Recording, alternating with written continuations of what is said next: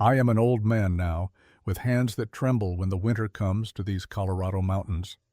My fingers can barely hold this pen some mornings, but my memory remains clear as spring water, especially when I recall the autumn of 1873. That was the year Lillian Grace stepped off the Denver stage and changed Red Hollow forever.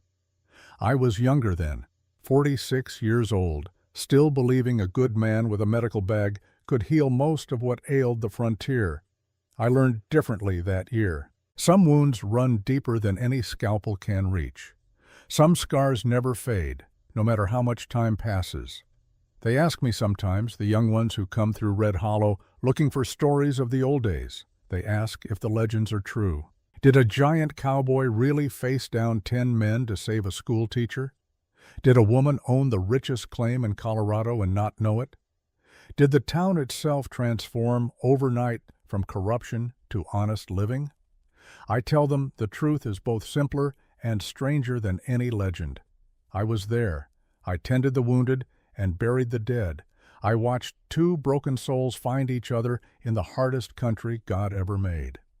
And I saw what happened when greed and violence tried to tear them apart. But before I tell you about the battle, about the blood and the gunfire and the fear, I need to tell you about a Wednesday morning in late September.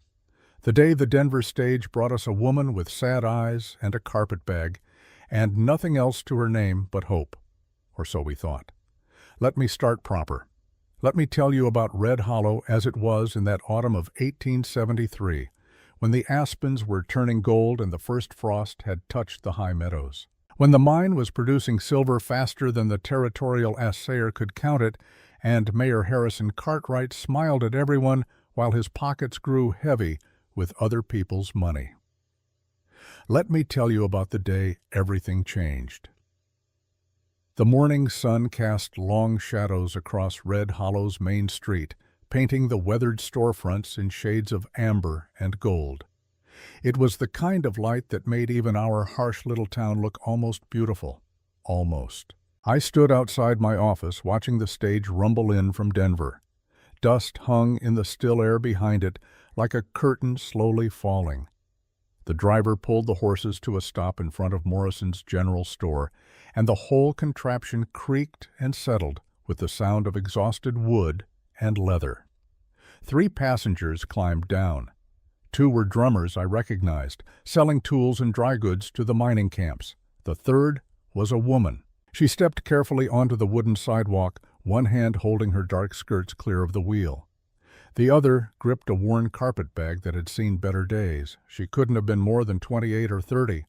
Her brown hair was pulled back in a simple style, and she wore a gray dress that spoke of mourning not quite finished, but it was her spine I noticed first, straight as a lodgepole pine, and her chin lifted just enough to suggest she'd already survived something terrible and wasn't about to be broken by whatever came next.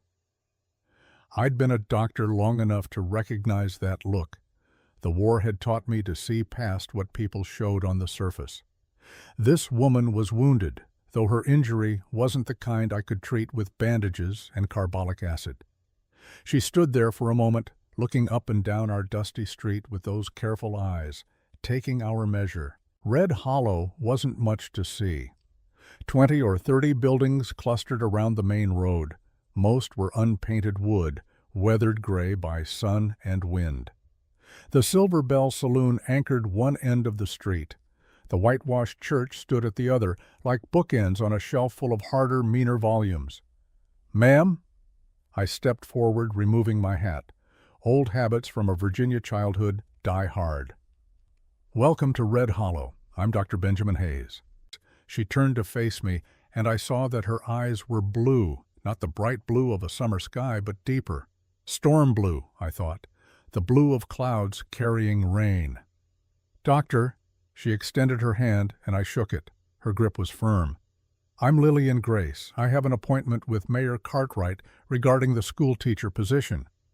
Her voice was educated, Eastern, though I couldn't place exactly where. It had the careful diction of someone who'd been taught to speak properly, who valued words and their precise meanings.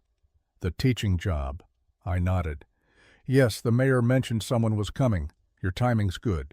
School's been closed since June when Mrs. Henderson left to care for her sister in Denver. Mrs. Henderson? A small line appeared between her brows.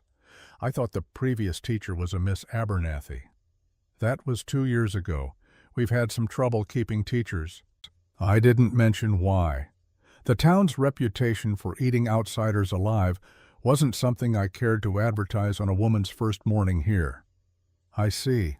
She glanced around again, and I wondered what she saw, what judgment she was making about the place she'd traveled all this way to reach. Could you direct me to Mayor Cartwright's office? Better yet, I'll walk you there. Let me take that bag. She hesitated, then allowed me to carry her carpet bag. It wasn't heavy. Everything she owned in the world, I guessed, weighed less than 30 pounds. We walked slowly down the wooden sidewalk. Our boots made hollow sounds on the planks. Around us, Red Hollow was waking up to another day. Jack Morrison opened the doors to his saloon, letting out the stale smell of last night's whiskey and cigar smoke. Martha Williams swept the steps of her general store with sharp, aggressive strokes. A few miners trudged past, heading for the Silver Bell and the claims beyond town. Every one of them stared at Lillian Grace. Not hostile exactly, but not welcoming either. Calculating, suspicious, the way frontier folk look at strangers who might carry trouble in their wake. She noticed. I saw her shoulders tighten slightly, though her expression remained calm. Red Hollow's a small town, I said quietly. Folks here are wary of newcomers. Don't take it personal. I'm accustomed to it. Her voice was steady, but something in those words suggested she'd been the stranger more times than she cared to count. We reached the mayor's office, a small building next to the land claims office. Harrison Cartwright looked up from his desk as we entered, his round face breaking into a practiced smile. "Mrs. Grace, right on time." He stood, smoothing his vest over his considerable belly. "I see you've met our good Dr. Hayes already. He was kind enough to help with my bag." "Excellent, excellent." Cartwright moved around his desk, gesturing to a chair. "Please sit. Doctor, thank you for the escort. I can take it from here." I set down the carpet bag and tipped my hat to Lillian. "Ma'am, if you need anything, my office is 3 doors down. The sign's out front. Thank you, Dr. Hayes." She smiled, and for just a moment the sadness lifted from her face. "Your kindness is appreciated." I left them to their business and walked back out into the September morning. But something nagged at me. The way Cartwright had looked at her when she'd given her name. Recognition, maybe, or calculation. The mayor was a politician to his bones, always measuring angles and opportunities. I wondered what angle he saw in a widowed schoolteacher with a carpetbag and careful eyes. I didn't see Lillian again until late that afternoon, when she knocked on my office door. I was organizing medical supplies, trying to make my dwindling stock of morphine last another month. "Dr. Hayes, I hope I'm not disturbing you?" "Not at all." I wiped my hands on a towel and gestured her inside. "What can I do for you?" "I was hoping you might know where I could find lodging. Mayor Cartwright mentioned there was a cabin available for rent, but he wasn't certain of the details." "Ah, yes, the Harrison place." I studied her face, looking for signs of exhaustion or distress. The journey from Denver was hard, and I suspected she'd been traveling longer than that. "It's about a mile from town, in a small valley to the east. 2 rooms, simple but sound. The Harrisons moved to Denver last spring." A mile. She considered this. Is it safe? For a woman alone? The question was practical, not fearful. I appreciated that. "Safe as anywhere out here," I said honestly. "Red Hollow's not a violent town mostly. The miners keep to themselves. We've got a few rough characters, but they don't generally bother respectable women. Generally." She caught the qualifier. "Ma'am, I won't lie to you. The frontier's not gentle, but you'll have neighbors within shouting distance, and the town's close enough if you need help." She nodded slowly. "Can you show me the way? I'd like to see it before dark." "Of course." I grabbed my hat and medical bag. Habit. I never went anywhere without it. We walked east out of town, following a worn track that wound between sagebrush and scrub oak. The afternoon was warm, but the air already carried the promise of cold nights to come. Fall arrived early in the high country. Lillian walked with a steady pace, not hurrying but not dawdling either, the kind of walk that covered ground without wasted effort. She studied everything as we went, the landscape, the plants, the distant mountains that ringed our valley like the walls of a bowl. "You're not from Colorado," I said after a while. "Missouri originally, St. Louis." She adjusted her shawl against a sudden breeze. "But I've lived in several places since the war ended." Following work?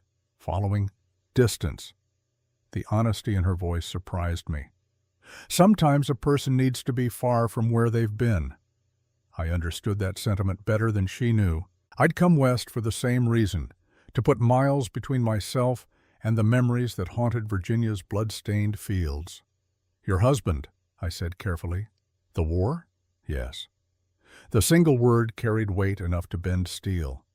"Thomas died at Antietam. We'd been married less than 2 years." Antietam, September 1862. I'd been there on the Confederate side, watching boys in butternut gray fall like wheat before a scythe. I'd amputated more limbs in 3 days than in my entire previous career. The sunken road had earned its new name, Bloody Lane, with the bodies of men who'd fought for causes they barely understood. "I'm sorry," I said, and meant it. "The war took too many good men."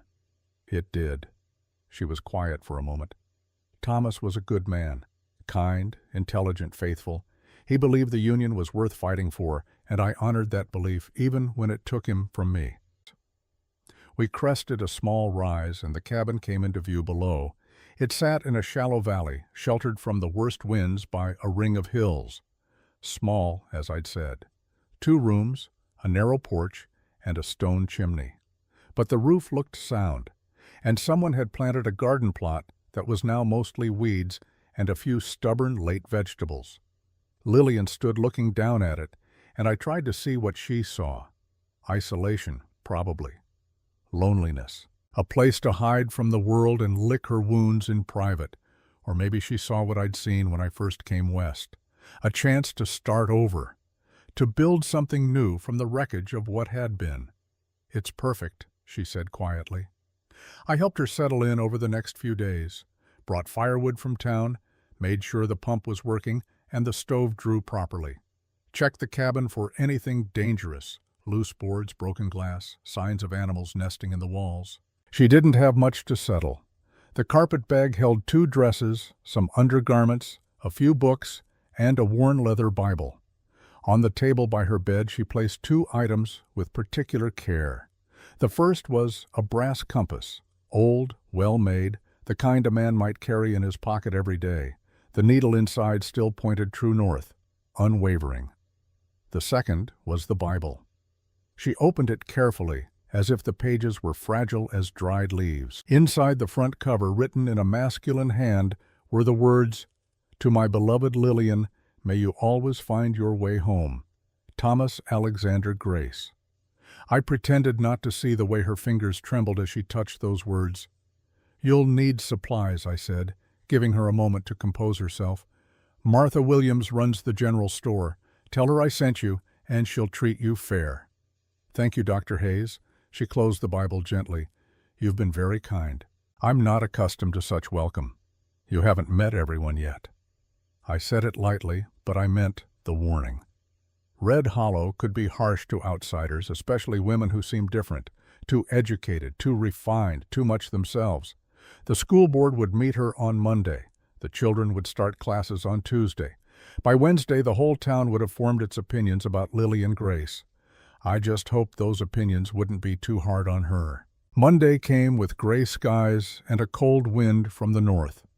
First real taste of winter, though we were still weeks away from snow.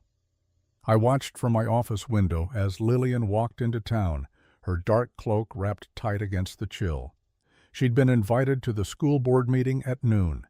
The board consisted of Mayor Cartwright, Reverend Matthews, and Eleanor Cartwright, the mayor's wife, who fancied herself the guardian of Red Hollow's moral standards. I wasn't on the board, but I made a point of being nearby when they finished. Call it doctor's instinct. I wanted to see how she'd weathered her first official encounter with Red Hollow's establishment. She emerged from the mayor's office with a neutral expression, but I'd learned to read the tension in her shoulders. The meeting hadn't been easy. "How did it go?" I asked, falling into step beside her. "Well enough." She adjusted her bonnet against the wind. "I start tomorrow. The schoolhouse is mine to manage as I see fit, provided I adhere to the approved curriculum and maintain proper discipline." "That sounds reasonable." "It does." Something in her tone suggested there was more she wasn't saying. "But—" She glanced at me, and I saw the intelligence behind those storm-blue eyes. She was deciding whether to trust me, whether I was genuinely an ally or just another town official putting on a friendly face. "Mrs. Cartwright had questions," she said finally. "About my character? My moral fitness to teach children?" "What kind of questions?"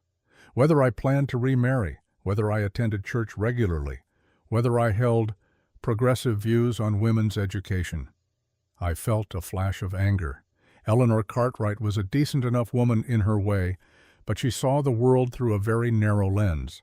Anyone who didn't fit her particular vision of proper womanhood was suspect. "And what did you tell her?" "The truth. That my husband is dead, that I attend services when possible, and that I believe all children, boys and girls, deserve an education that prepares them for the wider world." I imagine that last part didn't sit well. "No." A ghost of a smile touched her lips. "Mrs. Cartwright informed me that Red Hollow's children need practical skills for frontier life, not fancy ideas about places they'll never see." We'd reached the general store. Martha Williams was visible through the window, arranging bolts of fabric with the precision of a general deploying troops. "Don't let them change you," I said quietly. "The children deserve a teacher who believes they can be more than their parents' limitations." Lillian looked at me with something like surprise. Then she nodded. "Thank you, Doctor. That means more than you might think." She went into the store, and I continued on to my office. But I found myself thinking about her words, about the questions Eleanor Cartwright had asked. Red Hollow's leadership didn't trust education. They saw it as dangerous, as something that might give people ideas above their station. They especially didn't trust a woman who came from somewhere else, who'd seen a bigger world, and might teach children to want more than Red Hollow offered. I wondered if they'd already decided Lillian Grace was a problem that needed solving. Tuesday morning dawned clear and cold. The kind of day where you could see your breath in the early light, but by noon the sun would warm the valley to something almost comfortable. I walked past the schoolhouse around 8 o'clock on my way to check on a patient at the mining camp. Through the window, I could see Lillian arranging desks and writing on the blackboard. She'd arrived early, I guessed. Wanted everything perfect for her first day. Children began arriving around 8:30. Not many. Red Hollow wasn't a large town, maybe 15 or 20 students of various ages, from 6-year-old Sally Morrison to 15-year-old James Chen, whose father worked the hydraulic operations at the mine. I saw Billy Harmon among them, a bright-eyed boy of 8 or 9 whose mother worked as a laundress. He practically bounced up the steps, eager in a way that made me smile. At least one student was excited about learning. By the time I returned from the mining camp that afternoon, school had let out. But Lillian was still at her desk, bent over papers, planning lessons, I assumed. Or maybe just reluctant to return to that empty cabin. I knocked on the doorframe. "How was your first day?" She looked up, and I was relieved to see genuine pleasure in her expression. "Wonderful. The children are—" She paused, searching for words. "They're hungry for knowledge. You can see it in their eyes. They ask questions. They want to understand things." "That's good." "It is." She set down her pen. "But I'm afraid their previous instruction has been limited. Some of the older children can barely read. Their arithmetic is rudimentary at best." Mrs. Henderson meant well, but teaching wasn't her calling. She only took the job because we had no one else. I didn't mean it as criticism. Lillian stood, stretching slightly. Hours at a desk took their toll. "It just means I have work to do, which is exactly what I came here for." I glanced at the books stacked on her desk. McGuffey's Readers, of course, but also a geography text, a volume on natural philosophy, and what looked like a collection of poetry. "Be careful with some of those," I said, nodding toward the geography book. "Eleanor Cartwright has opinions about what children should and shouldn't learn." "I'm aware." Her voice was calm, but I heard the steel underneath. "Mrs. Cartwright made it quite clear that she'll be observing my teaching methods, but the school board gave me authority over curriculum. I intend to use it." There it was, that straight spine again, that lifted chin. Lillian Grace had been broken by loss, but she hadn't been defeated. She would teach these children, and she would teach them well, regardless of what Red Hollow's self-appointed guardians thought. I admired her for it. I also worried for her. "Just tread carefully," I said. "Change comes slow to places like this. Push too hard, too fast, and people push back." "I understand." She met my eyes. "But if I've learned anything from losing Thomas, it's that life is short. Too short to waste being timid about things that matter." I had no answer for that, so I simply nodded and took my leave. As I walked back to my office, I noticed Harrison Cartwright standing in the doorway of the land office, watching the schoolhouse with an expression I couldn't quite read. When he saw me looking, he smiled and waved, but I'd seen that look before, on the faces of men who were calculating odds and planning moves. Something about Lillian Grace bothered the mayor. I just couldn't figure out what. The first week passed without incident. The children took to Lillian like ducks to water. Even the older boys, who might have resented a woman teacher, seemed captivated by her lessons. She had a gift for making learning feel like discovery rather than drudgery. I heard about it from Billy Harmon's mother when she brought him to my office with a sprained ankle. That new teacher, Dr. Hayes. Her worn face actually showed some animation. "Billy comes home every day talking about what he learned. Did you know the earth goes around the sun? And that there are places across the ocean where people speak languages we've never heard?" "I did know that, Mrs. Harmon." "Well, I didn't." She helped Billy onto the examination table. "None of us did, Mrs. Dow. Henderson never taught us those things." I probed Billy's ankle gently, checking for breaks.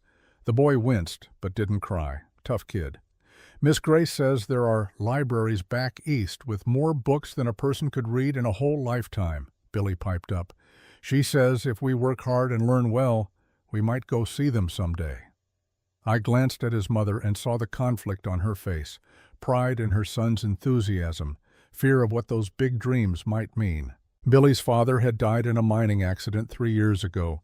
His mother worked herself to exhaustion to keep food on their table. The idea that her boy might leave Red Hollow someday, might want something beyond this hard, narrow life, probably terrified her. "That's wonderful, Billy." I wrapped his ankle in a light bandage. "But first you need to watch where you're stepping. Can't go to any libraries on a broken leg." He grinned. "Yes, sir." After they left, I sat at my desk thinking about what the boy had said. Libraries with more books than you could read in a lifetime. The world beyond Red Hollow's dusty streets.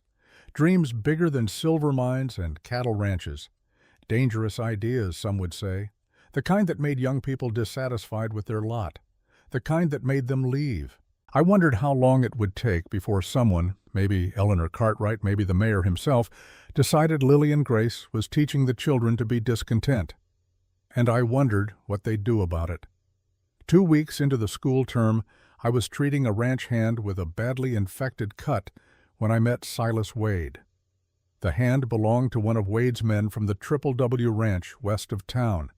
Big spread, well-managed, known for quality cattle and horses. Wade himself rarely came into Red Hollow, once every month or two maybe, for supplies. The rest of the time he kept to his land and his work. But that afternoon he brought the injured man himself, half carrying him through my office door. "Doctor," his voice was deep, rough-edged, the voice of a man who didn't use it much. "Fence wire, 3 days ago, getting worse."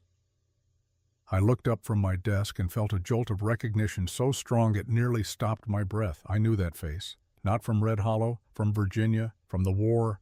The man was huge, 6.5 feet tall easily, with shoulders that strained the fabric of his worn shirt, dark hair threaded with gray at the temples, weathered skin that spoke of years under the harsh Colorado sun, and a scar, running from his left temple down to his jaw, a jagged line that had been made by something sharp and violent, a saber cut, if I had to guess, old enough to have faded from angry red to pale white but still visible, still marking him. I knew that scar. "Put him on the table," I managed to say, gesturing to the examination table. "Let me see." Wade lowered his ranch hand onto the table with surprising gentleness for a man his size. The hand groaned as I cut away the dirty bandage and exposed the wound. Bad. Very bad. The infection had spread from the original cut, creating angry red lines that tracked up toward his elbow. Blood poisoning. Another day or two and the man would have been dead. "This needs cleaning and draining," I said, reaching for my instruments. "It's going to hurt." "Do what you need to do, Doc." The ranch hand was sweating despite the cool air. I worked quickly, lancing the wound and cleaning out the infection. The man gritted his teeth and endured it. Wade stood by the window, watching, but not interfering, silent as stone. When I'd finished bandaging the arm and given my patient some laudanum for the pain, I finally looked directly at Silas Wade. "He needs to stay off his feet for a few days. Can you spare him?" "He'll rest." Wade's storm-gray eyes met mine. "What do I owe you?" $2. I washed my hands in the basin. "And bring him back in 3 days so I can check the healing." Wade pulled coins from his pocket and set them on my desk. Then he hesitated, studying my face the way I'd been studying his. "You were at Antietam," he said quietly. "Confederate surgeon. I remember seeing you in the field hospital afterward." So he recognized me too. I shouldn't have been surprised. Men who survived battles like that tended to remember faces, especially doctors. I was. I dried my hands carefully, buying time. "Different side of the war." "War's over." He said it flatly, like stating a fact about the weather. "Is it?" Something flickered in his eyes. Pain, maybe, or memory. Then it was gone, locked away behind that still expression. "Your man will be fine if he follows my instructions," I said, steering us back to safer ground. "Keep the wound clean. Change the bandage daily. If you see red lines spreading again, bring him back immediately." Wade nodded. He helped his ranch hand to his feet, supporting him easily. At the door he paused. "You're a good doctor, even for a rebel." It might have been an insult, but I heard something else in it. Respect, perhaps, or just the acknowledgement of one survivor to another. "You're welcome, Mr. Wade." He left without another word, and I stood in my empty office, hands still trembling slightly from the encounter. Silas Wade. I'd heard the name, of course. Everyone in Red Hollow knew about the big rancher who lived like a hermit west of town. War veteran, they said, dangerous when provoked. Kept to himself, didn't socialize, didn't attend church or town meetings. But seeing him, recognizing that scar, brought it all back. Virginia, 1865. The last months of the war, when everything was chaos and desperation, I'd been attached to a Confederate guerrilla unit, treating wounded as they fought a losing battle against Union forces who were mopping up the last resistance. I'd been in a field hospital when a Union cavalry unit rode in. They were hunting someone, a man named Johnson, an outlaw who'd been terrorizing freed slaves and Union sympathizers. I'd watched from the surgeon's tent as they found him, watched a tall Union soldier walk up to where Johnson sat eating breakfast, watched that soldier draw his pistol and shoot the man dead without warning or mercy. The killer had turned slightly as he holstered his weapon, and I'd seen his face, seen the fresh scar from temple to jaw where a Confederate saber had nearly killed him. Silas Wade. I'd kept that secret for 8 years. I'd come to Red Hollow, built a practice, become part of the community. And I'd never mentioned that I'd witnessed a Union soldier execute a man in cold blood. Now that soldier lived 20 miles from my office, and I had no idea what to do with that knowledge. That evening, I found myself walking past the schoolhouse, not intentionally. Or maybe it was intentional, and I was lying to myself about my reasons. The windows were dark. Lillian had gone home to her cabin. But I stood there anyway, thinking about the children who sat in those desks every day, thinking about Billy Harmon and his dreams of libraries, thinking about the future being shaped by a widow who believed in second chances and the power of education. Then I looked west, toward the mountains that hid Silas Wade's ranch. What was he doing tonight? Sitting alone in that big house, staring at nothing? Working leather or wood with those huge scarred hands? Thinking about the men he'd killed?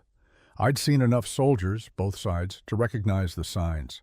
The ones who came home but couldn't quite leave the war behind, who carried their dead with them like physical weight, who lived but didn't know how to be alive. Silas Wade wore guilt the way other men wore their coats. I'd seen it in his eyes during those few minutes in my office. Survivor's guilt, we doctors called it, the burden of outliving brothers in arms. The question that haunted every breath: why did I survive when better men died? I wondered what Silas Wade had lost in the war, who he'd lost. And I wondered if a man that broken could ever find his way to being whole again. The wind picked up, carrying the scent of sagebrush and coming winter. I pulled my coat tighter and turned toward home. Behind me, Red Hollow settled into another night. The mine would run until midnight. The saloon would serve whiskey to tired men. Eleanor Cartwright would plan her next social and sharpen her opinions about proper behavior. Mayor Cartwright would count his money and guard his secrets. And somewhere in the darkness, Lillian Grace would sit alone in her cabin reading by lamplight. While 20 miles west, Silas Wade sat alone in his ranch house, whittling wood into shapes that kept his hands from remembering how to kill. Two broken people, I thought. Two souls carrying weight no one else could see. I had no idea then that their paths would cross, that their separate griefs would somehow become a shared healing, that I would witness something that started as two damaged lives and became something worth fighting for. All I knew that night was that autumn was deepening into winter, and Red Hollow felt like a place where secrets grew in the dark like mushrooms after rain. October arrived with frost on the morning grass and leaves falling like golden coins from the cottonwoods. The children came to school with runny noses and chapped hands. Lillian kept the stove burning and taught them about the changing seasons, about why leaves turned colors, about the science of cold and heat. I heard the complaints start around the third week of October. Martha Williams mentioned it first, stopping by my office on the pretense of asking about a remedy for her rheumatism. "That new teacher," she said, not quite meeting my eyes. "She's got ideas." Ideas about what? About what children should learn. She's teaching them about places they'll never go, about things that don't matter to folks trying to make a living in the territories. I mixed the remedy carefully, measuring willow bark powder. She's teaching them to read, write, and cipher, same as any teacher. But it's how she teaches it. Martha shifted her weight, clearly uncomfortable but determined to speak. "My nephew Bobby came home yesterday talking about how Miss Grace says there are schools back east where people study nothing but poetry and music. He wants to know why we don't have those things here." "Maybe we should." She stared at me. "You can't be serious. Bobby's father died in the mine last year. His mother takes in washing to keep food on the table. That boy doesn't need poetry. He needs to learn a trade, earn a living. Can't he do both?" "Not out here, he can't." Her voice hardened. "Out here, you're either practical or you're dead. That woman is filling children's heads with dreams that'll only make them dissatisfied with their lives." I handed her the remedy. Maybe their lives could be better. Maybe dreaming of something more is the first step toward building it. She took the packet but didn't leave. "You're too soft, Doctor. Always have been. This town doesn't need a teacher who makes children ashamed of honest work." Is that what people are saying? That Lillian makes them ashamed? Some are." She pulled her shawl tighter. "And some are saying worse. That she's uppity. That she thinks she's better than us. That maybe she should go back to wherever she came from." After she left, I sat at my desk feeling the weight of inevitability. This was how it started. The whispers, the complaints, the slow grinding pressure that pushed out anyone who didn't fit Red Hollow's narrow definition of acceptable. I'd seen it happen before. Teachers who left after a single term. A doctor before me who dared to suggest the mine's safety practices were inadequate. A preacher who'd spoken too plainly about greed and corruption. Red Hollow didn't change for outsiders. It made outsiders leave. The question was whether Lillian Grace would bend to that pressure or break under it. I got my answer the following Sunday. Red Hollow's church was a simple building, whitewashed wood with a bell tower that could be heard 3 miles in any direction.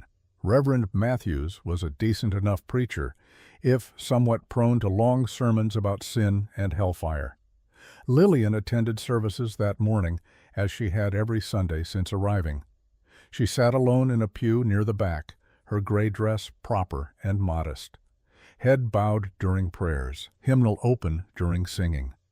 But after the service, as people gathered outside to socialize, I watched Eleanor Cartwright approach her. "Mrs. Grace," Eleanor's voice carried across the churchyard. "Might I have a word?" Lillian turned, her expression polite. "Of course, Mrs. Cartwright." "I've been hearing some concerns about your teaching methods." Eleanor didn't bother with pleasantries, never did when she thought righteousness was on her side. "Parents are worried that you're giving their children unrealistic expectations." "Unrealistic?" Lillian's voice remained calm. "In what way?"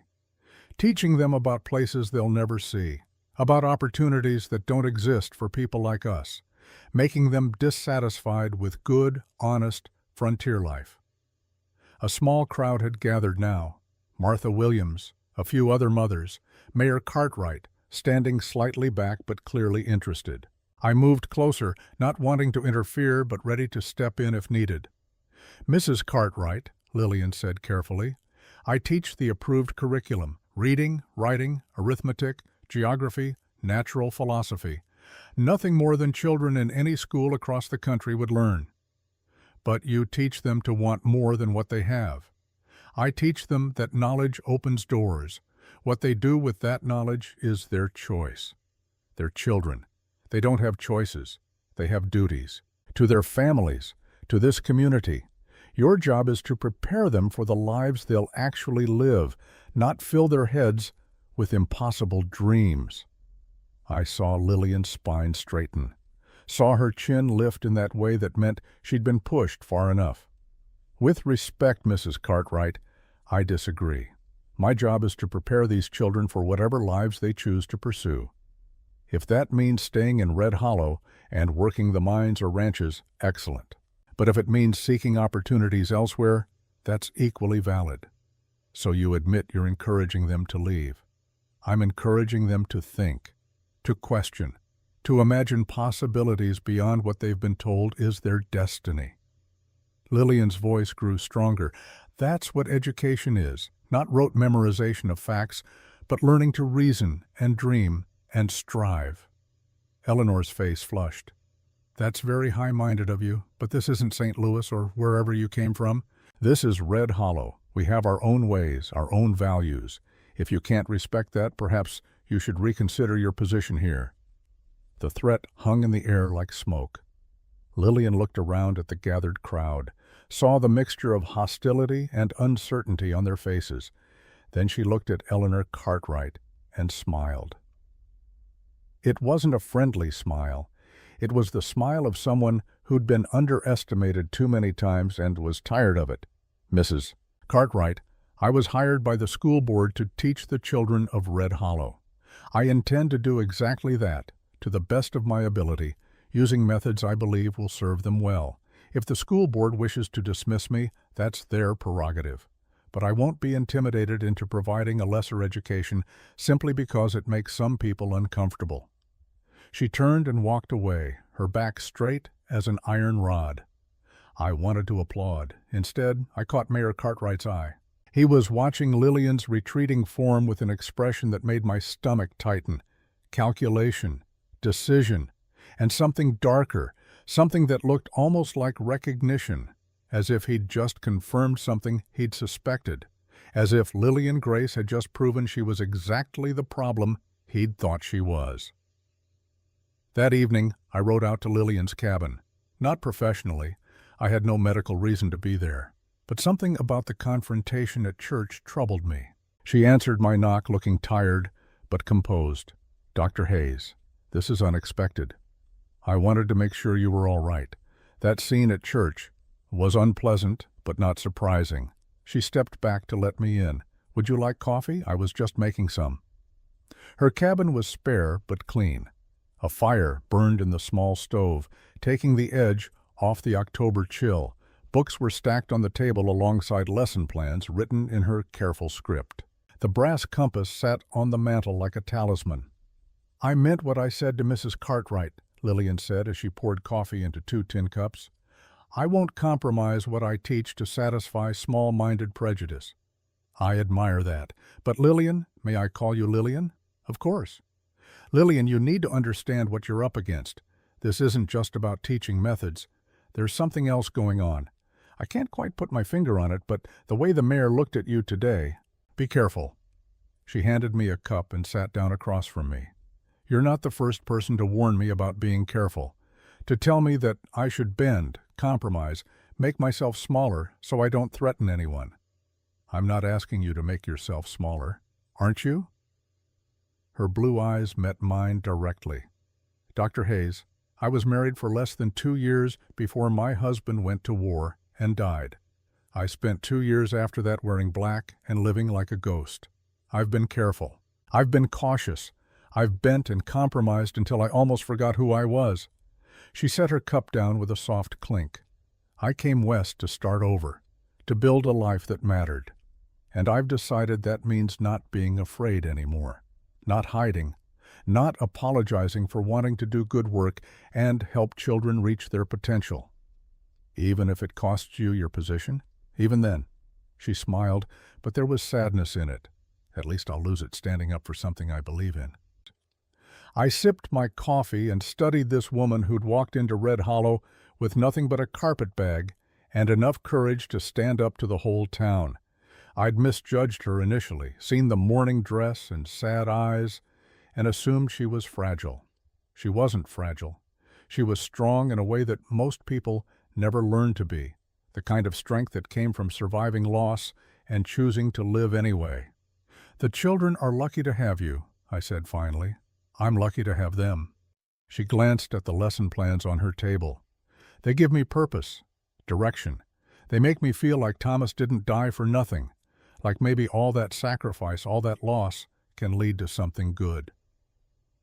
We talked for another hour about small things, the weather, the coming winter, her plans for Thanksgiving lessons. It was comfortable in a way I hadn't experienced in years. Just 2 people who'd both survived the war, both carried scars, finding a moment of peace in each other's company. When I rode back to town, the stars were out and the temperature was dropping fast. I thought about Lillian in that small cabin, alone with her books and her memories and her fierce determination not to surrender. And I thought about Silas Wade out at the Triple W, alone with whatever demons haunted his nights. 2 broken people, both choosing different ways to survive. I wondered if their paths would ever cross. I wondered what would happen if they did. The next morning, I had my answer. I was opening my office when I saw him. Silas Wade, sitting on his horse at the edge of town, perfectly still, just watching the schoolhouse, watching as children filed in for another day of lessons, watching as Lillian Grace emerged to ring the bell that called them to order. He was too far away for me to see his expression. But something about that stillness, that focused attention, told me everything I needed to know. He'd been watching her for a while. Days, maybe. Weeks. The question was why. And the bigger question, the one that made my stomach tight with a mixture of hope and worry, was what he intended to do about it. I saw him 3 more times that week, always at a distance, always watching. Thursday morning, he was on the ridge above the eastern road, his horse dark against the dawn sky. Friday afternoon, near the cottonwoods by Willow Creek, sitting so still he might have been carved from stone. Saturday, just as the sun touched the mountains, He was on the high mesa that overlooked the valley where Lillian's cabin sat. Each time, that same perfect stillness, that focused attention. He never approached, never made his presence threatening. Just watched, like a man trying to memorize something he was afraid he'd forget. I should have warned Lillian. Should have told her there was a man observing her movements, tracking her patterns. But something held me back. Maybe it was the way he kept his distance, respecting some invisible boundary. Maybe it was because I'd seen the look in his eyes that day in my office, not menace, but pain. Or maybe I was a coward, afraid to interfere in something I didn't understand. On Sunday, I rode out to the Triple W Ranch, told myself I was checking on the ranch hand with the infected arm, told myself it was professional concern, nothing more. The Triple W sat in a broad valley 20 miles west of Red Hollow, protected from the worst weather by a natural amphitheater of hills. Good grazing land, year-round water from Miller's Creek, and enough timber in the high country for building and repairs. It was one of the better spreads in the territory. The ranch house was larger than I'd expected. 2 stories, solidly built from local timber and stone, not fancy but well-maintained. The kind of house meant to last generations. Outbuildings clustered nearby, barn, bunkhouse, workshop, smokehouse, everything neat and functional. A woman emerged from the main house as I rode up. Older, maybe 60, with gray hair pulled back in a no-nonsense bun. She wore a simple dress covered by a work apron, and her hands were dusted with flour. "You'll be the doctor," she said. Not a question. "Benjamin Hayes. I came to check on Tom Fletcher's arm. He's in the bunkhouse, healing up proper." She wiped her hands on her apron. "I'm Eleanor Henderson. I keep house for Mr. Wade." Eleanor Henderson. The name connected. "You were the teacher before Mrs. Henderson from Denver." "My sister-in-law went to care for her when she took sick." Eleanor's sharp eyes studied me. "Heard the new teacher's causing quite a stir in town." "She's teaching the children well." "That's not what I heard." Eleanor turned toward the house. "Come in. You'll want coffee after that ride. Tom can wait another few minutes." Her tone suggested it wasn't really a request. I followed her into the ranch house. The interior was masculine but not crude. Solid furniture, well-made and cared for. A stone fireplace dominated one wall, bookshelves lined another, and they were full. Not just agricultural manuals and ranch accounts, but literature, history, even some philosophy. "Mr. Wade reads," Eleanor said, catching my surprise. "Went to university for 2 years before the war. His father wanted him educated." She poured coffee from a pot on the stove and gestured to the kitchen table. I sat trying to reconcile the image of Silas Wade as a university student with the silent giant I'd met. "The war changed him," Eleanor continued, as if reading my thoughts. "He went away a young man full of ideas and hope. Came back," she paused, searching for words. "Came back carrying more weight than any person should have to bear. He lost friends, all of them, every single one." She sat across from me, cradling her own cup. "There were 5 of them that went together from this valley, called themselves the Devil's Own, thought they were so clever, so invincible." I felt my pulse quicken. What happened to them? Dead, all except Silas. Her voice was flat, but I heard the grief underneath. Jimmy Sullivan, Charlie Martinez, David Chen, and Thomas Brennan. Fine young men, everyone. Silas came home alone in '65, and he's been alone ever since. Thomas Brennan. The name hit me like a physical blow. I set my coffee cup down carefully, afraid my hands would shake. "Thomas Brennan," I repeated. What happened to him?" "Died at Antietam, from what Silas told me. Took a saber meant for Silas. Died slow, over 3 hours, while Silas held him." Eleanor's eyes were distant, remembering. "Made Silas promise to live for all of them, not to waste what they died to give him." My mind was racing. Thomas Brennan died at Antietam. Lillian's husband, Thomas Grace, died at Antietam. The same battle, the same year. Both Union soldiers, but Thomas was a common name. Antietam had killed thousands. It had to be coincidence, didn't it? "Doctor?" Eleanor was watching me with concern. "You've gone pale." "I'm fine." I forced myself to focus. "Just the war. I was there too. Different side, but there nonetheless."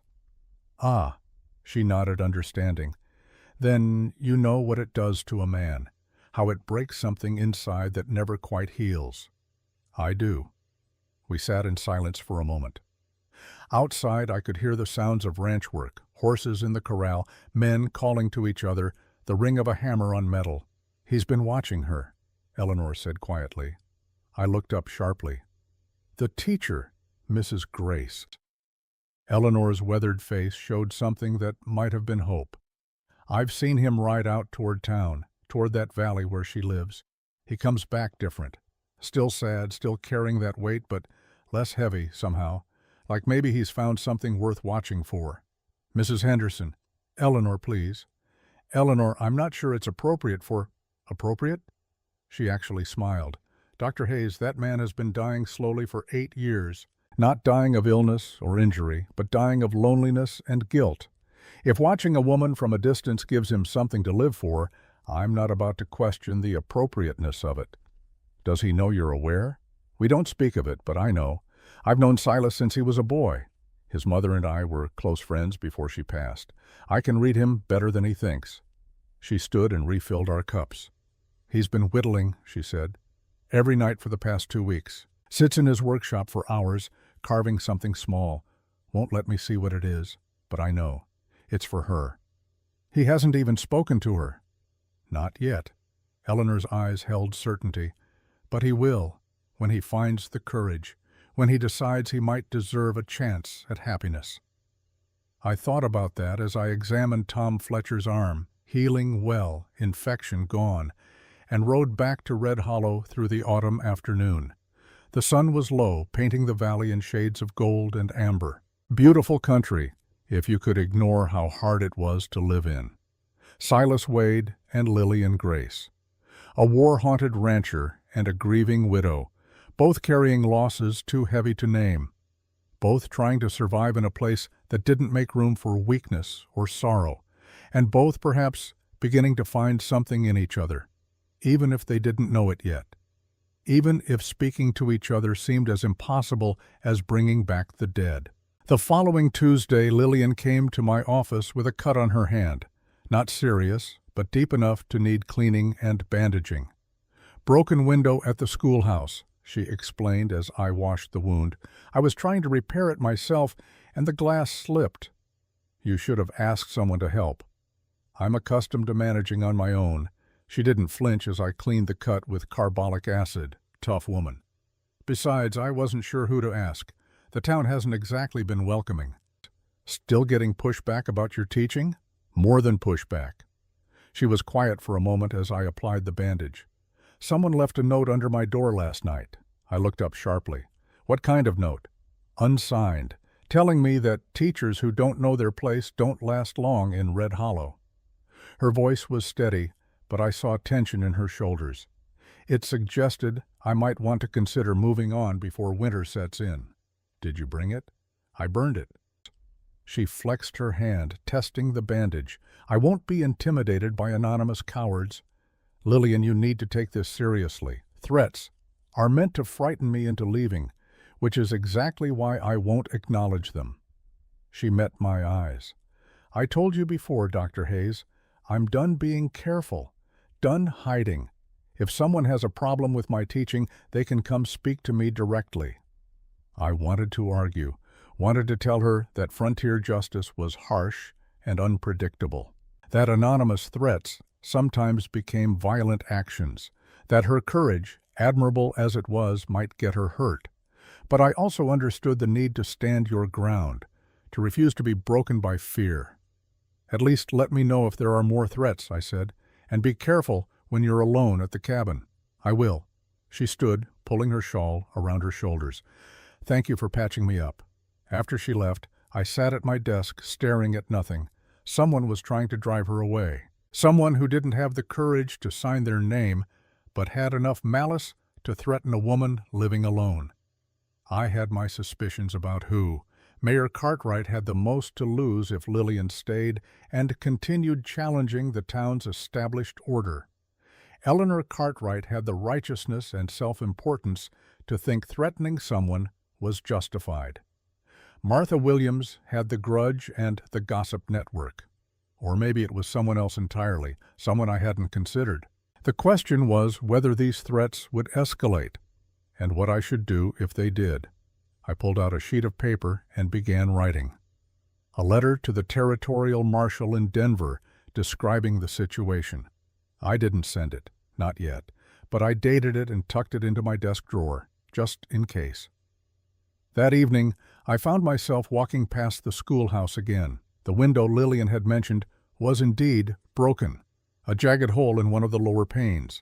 She'd covered it with oiled paper as a temporary fix, but it wouldn't last long. Winter was coming. I was still standing there contemplating whether to fix it myself when I heard hoofbeats. Silas Wade rode into view, leading a pack horse loaded with supplies. He saw me and slowed, then stopped. For a long moment, we just looked at each other. "Evening, Doctor."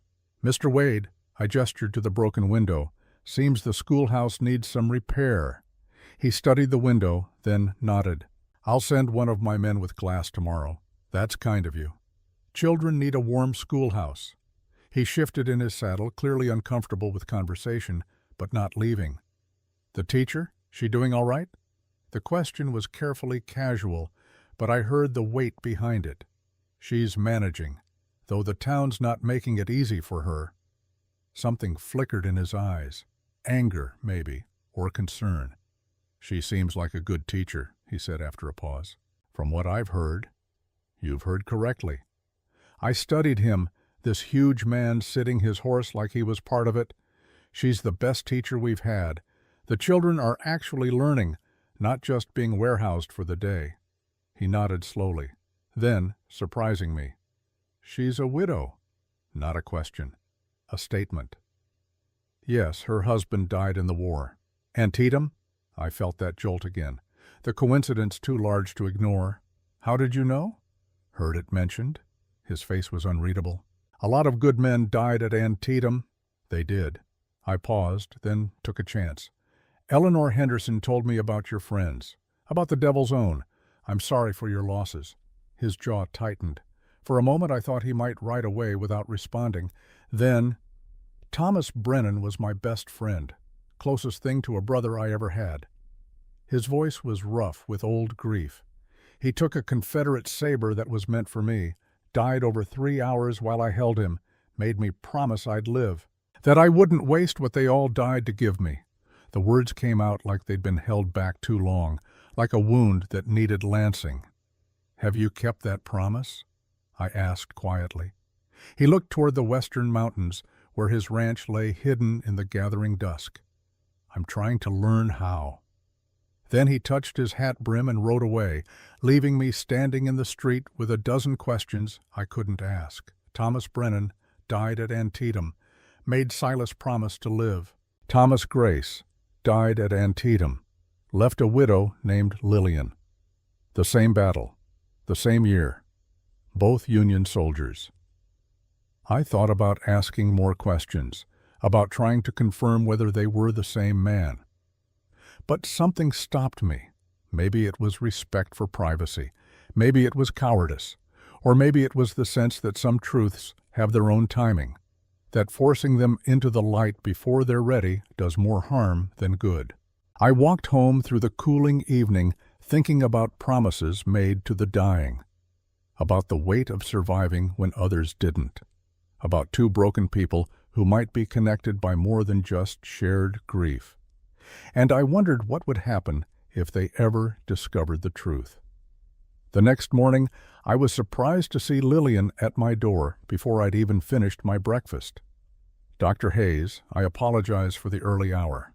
She looked tired, as if she hadn't slept. "But I need to ask you something, in confidence." "Of course, come in." She entered, but didn't sit. Instead, she paced to the window and back, her movements restless, unlike her usual composed self. "The man who brought glass for the schoolhouse window this morning," she said, One of Mr. Wade's ranch hands. He mentioned his employer had noticed the damage. Yes, I ran into Mr. Wade last night. He offered to help. Why? The question was direct, almost sharp. Because children need a warm schoolhouse, I suggested. Dr. Hayes, please. I'm not naive. She turned to face me. I've seen him, watching from a distance, 3 times in the past week alone. Yesterday, he was on the ridge above my valley as I walked home. He stays far enough away not to be threatening, but close enough that I know he's there. He hasn't approached you? No, and that's what concerns me. She wrapped her arms around herself. If he wanted to speak with me, he could. If he had business in town, he could conduct it. But this watching, I don't know what to make of it. I chose my words carefully.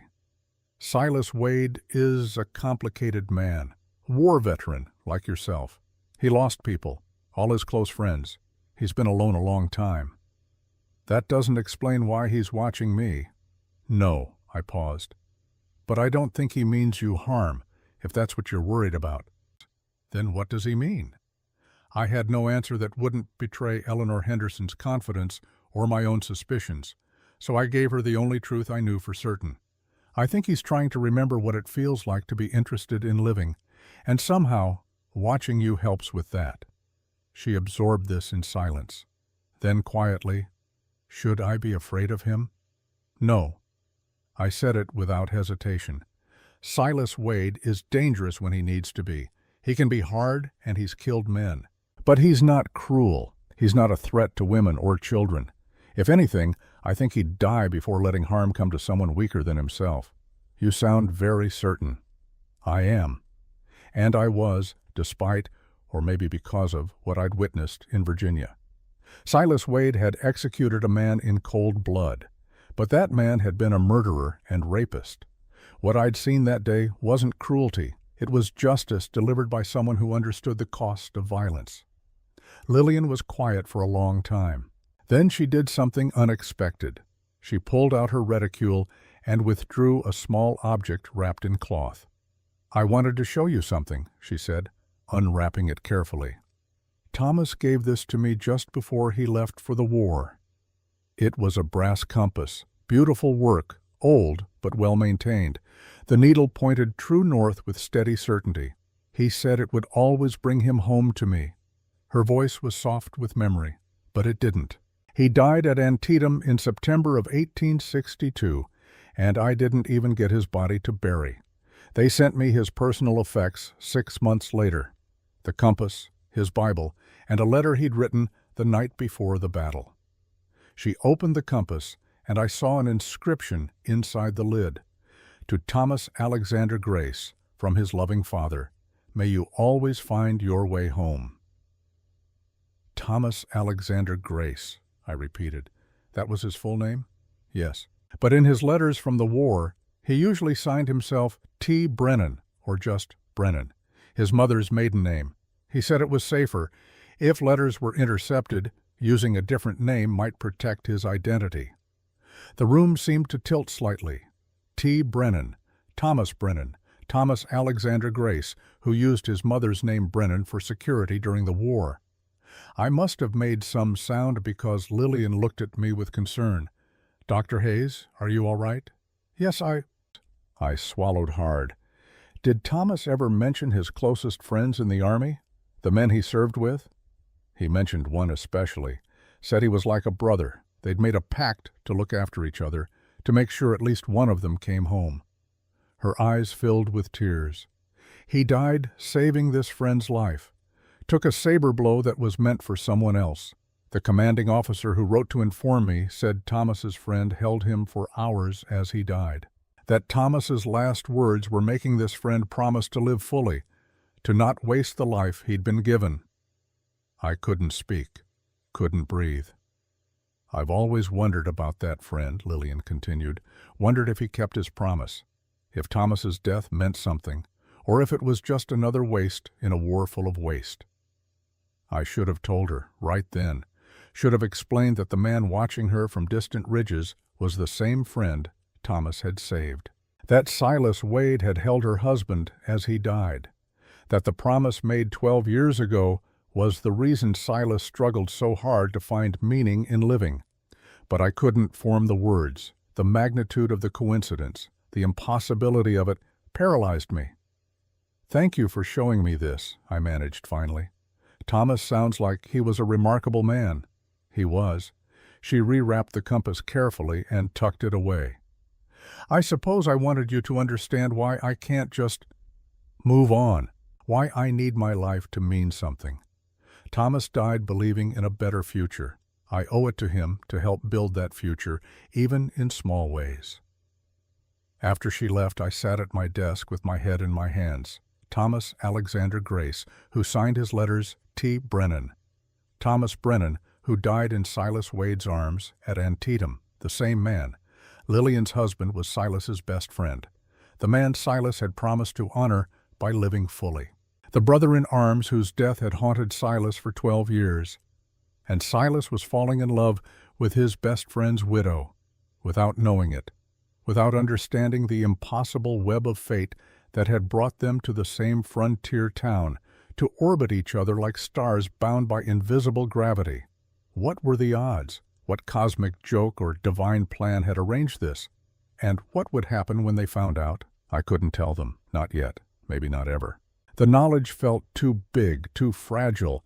If I revealed it now, before they'd even spoken properly to each other, what would it do? Would it bring them together or drive them apart? Would Silas feel he was betraying his friend's memory by having feelings for Lillian? Would Lillian feel her husband's ghost standing between them? Or would they see it, as I was beginning to, as some kind of providence? Thomas bringing them together from beyond the grave. His last act of friendship, connecting two broken people who might heal each other. I didn't know. And until I did, I would keep this secret. God forgive me, I would keep it. October deepened into its last weeks. The aspen leaves fell like gold coins, covering the ground in shimmering carpets. The nights grew cold enough to frost, and the first snow dusted the high peaks. Lillian continued teaching, despite the town's growing hostility. 2 more threatening letters appeared under her door. Martha Williams openly criticized her methods at the church social. Even some parents who'd initially supported her began pulling away, afraid of being associated with controversy. But the children loved her.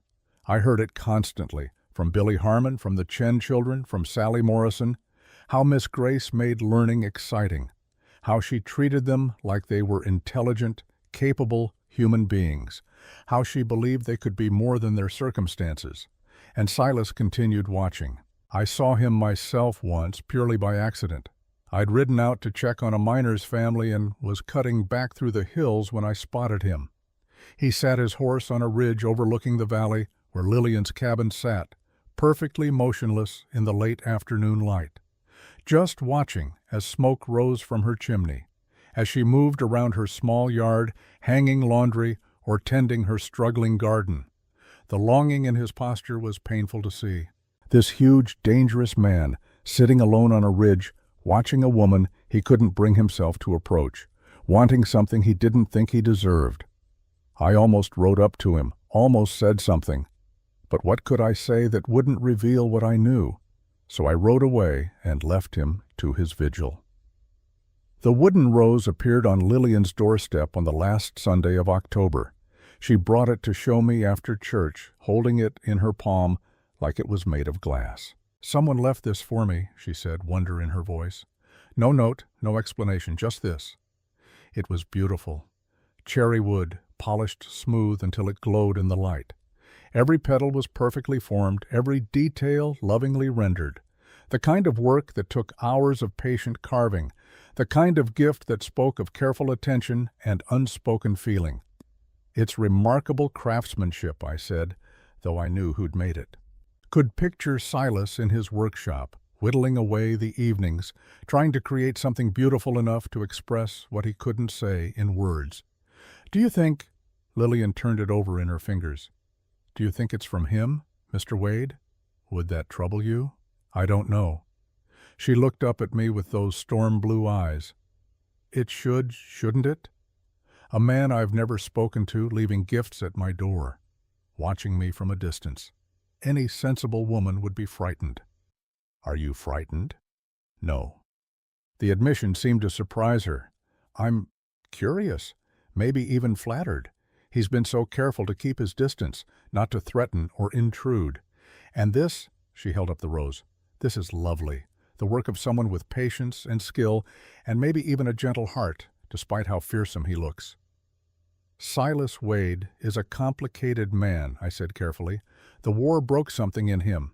He's been alone a long time because he doesn't think he deserves companionship, but he's not a bad man, just a damaged one. Aren't we all? She smiled sadly. Damaged, I mean. Those of us who survived the war, some more than others. She was quiet for a moment, studying the wooden rose. Then she tucked it carefully into her reticule. I'm going to keep this, she said. If he meant it as a gift, it would be rude to refuse it. And if he didn't, she shrugged. Well, it's beautiful regardless.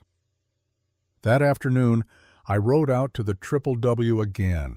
Found Silas in his workshop, surrounded by wood shavings and the smell of cedar. She liked it, I said without preamble.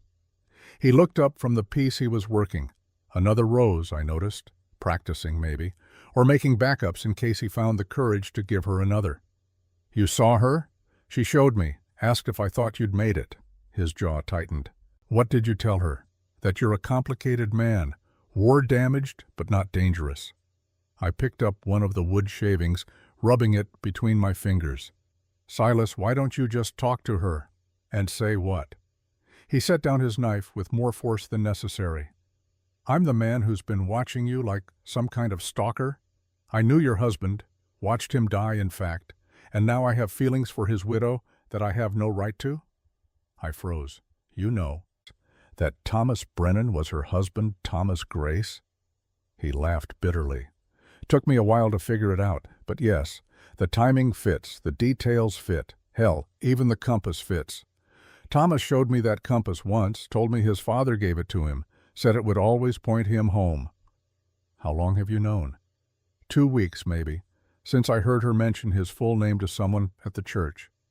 He picked up the knife again, turning it over in his huge hands. Thomas Alexander Grace used Brennan for security. Same man I held while he died, same man who made me promise to live. And you're watching his widow. I'm trying to keep my promise to him. His voice was raw. Trying to figure out how to live instead of just survive. And somehow, watching her, it helps. She's strong in a way I'm not. Brave in a way I've forgotten how to be. She lost Thomas too, but she's not letting that loss destroy her.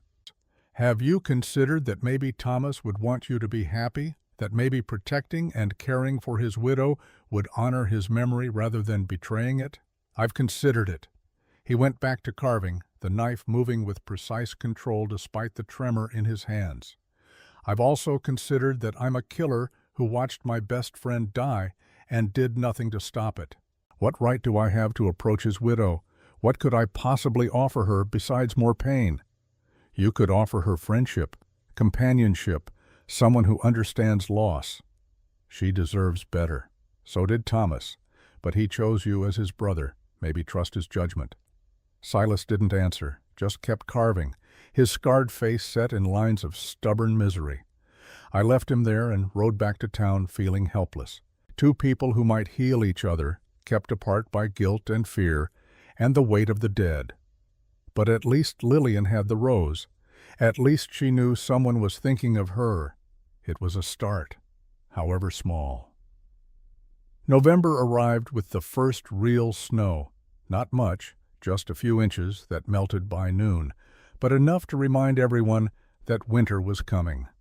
Time to finish preparations, stock firewood, store food, make sure roofs were sound and chimneys drew properly. The mine would keep operating through winter, but ranch work slowed. Cattle were brought down from high pastures. Hay was stored. Equipment was repaired and readied for spring.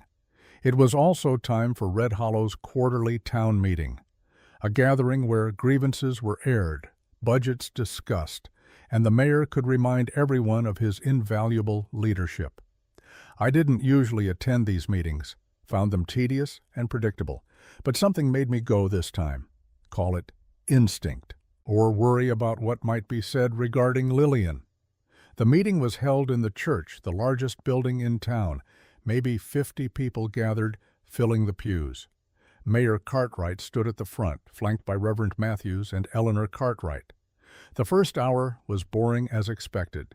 Discussion of mine revenues, snow removal, plans for Christmas festivities.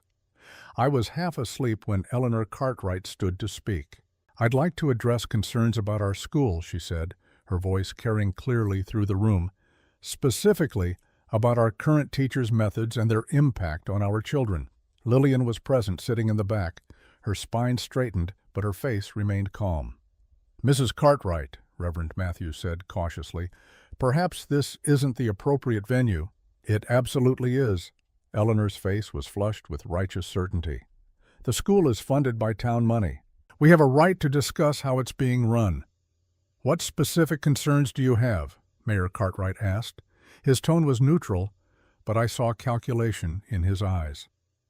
"Our teacher is filling children's heads with inappropriate ideas, teaching them to be dissatisfied with honest frontier life, encouraging them to dream of things they'll never achieve."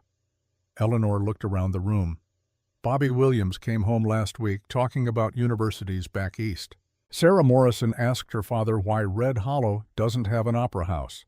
These are unrealistic expectations that only lead to disappointment." A few murmurs of agreement rippled through the crowd. "Mrs. Cartwright."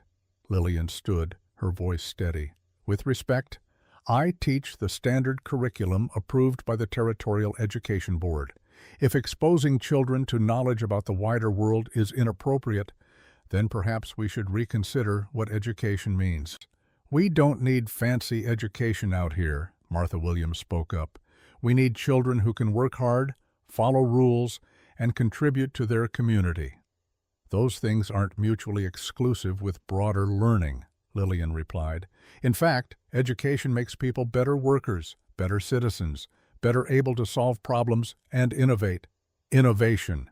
Eleanor practically spat the word.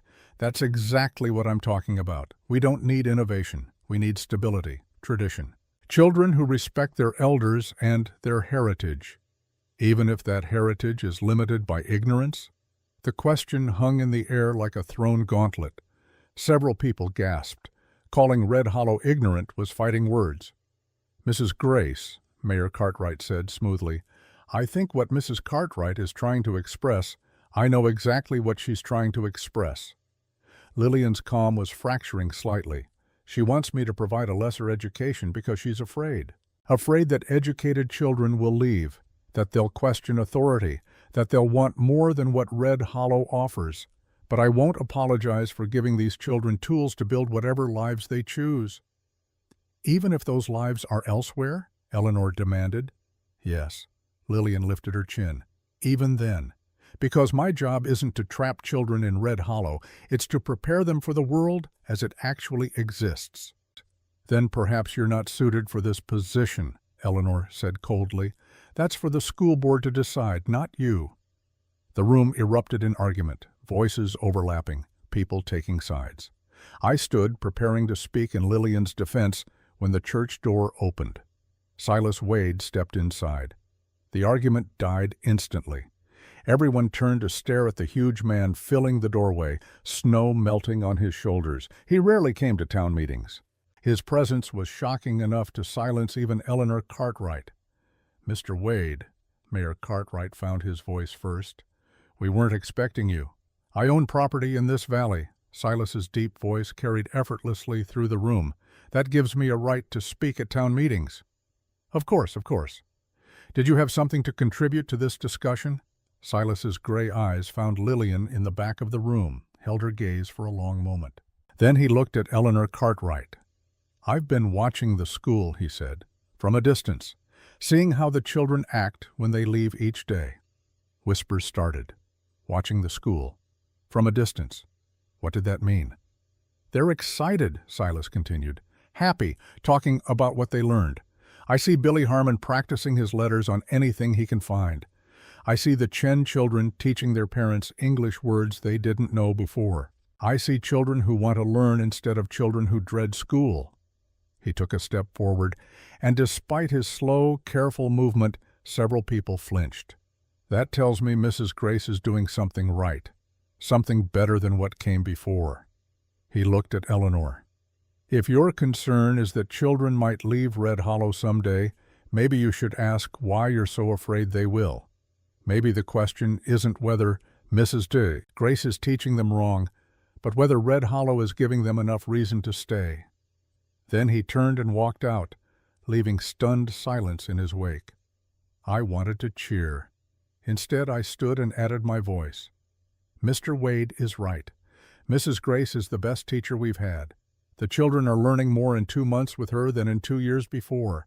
If we drive her away because we're afraid of education, we're the ones who should be ashamed. A few others spoke up in support. Not many, but enough to shift the momentum. By the time the meeting ended, no formal action had been taken against Lillian. The matter was tabled for further discussion, which meant Eleanor Cartwright had lost this round.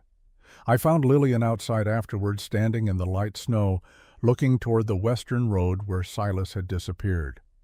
"He spoke up for me," she said quietly. "He did." "Why?" "Because he thinks you're doing good work. Because he recognizes courage when he sees it." I paused. "Because he cares what happens to you."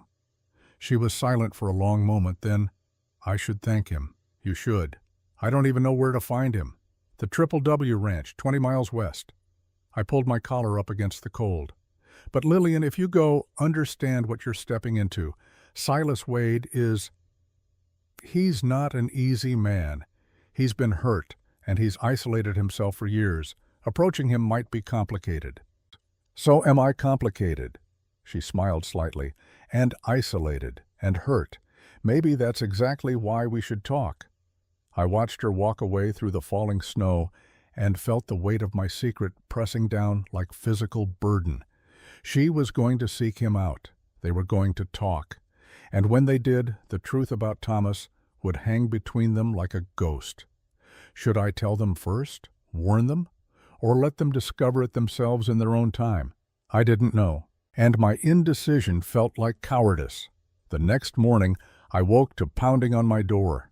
Tom Fletcher, one of Silas's ranch hands, stood on my step looking grim. "Doc, you need to come, now." "What's wrong?" "Someone took a shot at Mrs. Grace last night on her way home from town." My blood went cold. "Is she hurt?" "No, but it was close. Mr. Wade wants you out there. He's with her now." I grabbed my medical bag and saddled my horse faster than I'd moved in years. We rode hard through the November cold, arriving at Lillian's cabin just as the sun crested the eastern hills. Silas's horse was tied outside. Through the window, I could see him standing near the door, looking huge and out of place in the small space. I burst inside to find Lillian sitting at her table, pale but composed. A bullet hole marked the wall behind where she stood, and another had shattered her small window. "I'm fine," she said before I could ask, shaken but unhurt. "Tell me what happened." "I was walking home after dark. About halfway between town and here, I heard a gunshot. Something hit the tree next to me." She gestured to her cloak, hung over a chair. A neat hole marked the fabric at shoulder height. "I ran. There was another shot, but it missed. I made it here and locked the door." I examined the bullet hole in her cloak. Close. Terrifyingly close. "Did you see who shot at you?" "No, too dark." I looked at Silas. His face was set in hard lines, jaw clenched. "You found her?" "Heard the shots from my camp. I'd been—" He stopped, clearly not wanting to admit he'd been watching her cabin again. "I rode down, made sure she was safe. Stayed outside until dawn to make sure whoever it was didn't come back." "This wasn't a warning shot," I said, examining the holes. "Someone was trying to hit you." Lillian nodded. "I know. You need to leave Red Hollow, at least temporarily, until—" "No." Her voice was firm. "I won't run. Lillian, someone just tried to kill you. Someone tried to scare me. If they'd wanted me dead, they wouldn't have missed twice." She stood, wrapping her arms around herself. "I'm not leaving. I'm not letting whoever this is win." "This isn't about winning," I argued. "This is about staying alive." "Dr. Hayes is right." Silas spoke for the first time, his voice low and dangerous. "You can't stay here alone, not until we know who did this and why." "And where would you suggest I go?" Lillian demanded. "Back east? Start over somewhere else? Run every time someone threatens me?" "You could stay at the ranch," Silas said. "Mrs. Henderson would welcome you. You'd be safe there. I'm not hiding at your ranch like a frightened child." "Then I'll stay here." The words came out flat, final. "I'll camp outside. Anyone who wants to hurt you will have to go through me first." Lillian stared at him. "You can't do that." "I can, and I will." "We don't even know each other." "I know enough." His gray eyes met hers, and something passed between them that made the air in the small cabin feel charged. "I know you're brave and stubborn and you've been alone too long. I know you teach children to dream despite this town's efforts to crush those dreams. I know you're worth protecting." "Why?" Her voice was barely a whisper. "Why do you care?" For a long moment I thought he might tell her. Might explain about Thomas, about the promise, about 12 years of guilt and grief. Instead, he said simply, "Because someone should." The silence that followed was profound. Two broken people looking at each other across a small cabin, beginning to see past their own pain to the possibility of connection. "All right," Lillian said finally. "You can camp outside for a few nights until this settles." "It's settled then." Silas turned to me. "Doctor, I'd appreciate if you'd report this to the marshal. Someone in Red Hollow just escalated from threats to violence. That needs to be on record." I nodded, still processing what I'd just witnessed. Silas Wade, who'd hidden from human connection for 8 years, just committed to protecting a woman he barely knew. A woman who happened to be his dead best friend's widow. The universe, I thought, had a cruel sense of timing. I rode back to town and wrote a detailed letter to the territorial marshal, described the threats, the shooting, my concerns about escalation, sent it with the next stage to Denver. Then I sat in my office and tried to think. Someone had shot at Lillian, twice, close enough to kill. Who hated her that much? Eleanor Cartwright was vindictive, but I couldn't see her pulling a trigger. Mayor Cartwright had the most to lose politically, but murder seemed extreme even for him. Unless there was something I was missing. Some reason Lillian's presence in Red Hollow threatened him beyond just her teaching methods. I thought about the way he'd looked at her that first day. Recognition, calculation. And I thought about the land disputes that always seemed to swirl around the mine, about the money flowing through Red Hollow, most of it controlled by Cartwright and his associates. What if this wasn't about teaching at all? What if Lillian was a threat for some other reason, something she didn't even know herself? I pulled out the files I kept on local property records, started going through them, looking for anything that connected to the Grace name, and found it. Section 12, Township 4 North, Range 15 West, 640 acres. Mineral rights registered to Thomas Alexander Grace, June 1862. The same Section 12 where the silver mine operated. Thomas Grace owned the land, which meant Lillian owned it now. And she had no idea. I stared at those property records until the words blurred. Section 12, Thomas Alexander Grace, June 1862. The mine had been operating for 3 years, producing silver worth hundreds of thousands of dollars, and all that time the legal owner had been a man dead since September 1862, which meant his widow owned it now, whether she knew it or not, and someone, almost certainly Mayor Cartwright, had been hiding that fact. Stealing from an inheritance Lillian didn't even know she had. No wonder he'd looked at her with such calculation that first day. He'd recognized the Grace name. Probably spent the past 2 months trying to figure out if she knew about the land, if she'd come to Red Hollow to claim it. The threatening letters made sense now. The hostility about her teaching was real, but it was also useful cover. Make her unpopular enough that when she left, or died, no one would ask too many questions. And the shooting? That was desperation. Cartwright had decided she was too dangerous to let live. I needed proof, needed documentation that would hold up if this went to territorial court. The property records in my office were copies, unofficial. The originals would be in the land office, where Cartwright could destroy them at will. But there might be other copies, in Denver with the territorial government, maybe even with Thomas's business partners, if he'd had any. I was still thinking through the problem when my door opened. A man I didn't recognize stood there, older, maybe 65, with the weathered look of someone who'd spent decades in hard country. Travel-worn clothes, saddlebags over his shoulder, and sharp eyes that missed nothing. "Dr. Benjamin Hayes?" he asked. "That's right. What can I do for you?" "Name's Jake Fletcher. I'm looking for a woman named Lillian Grace. Heard she's the schoolteacher here." Every nerve in my body went on alert. "What's your business with Mrs. Grace?"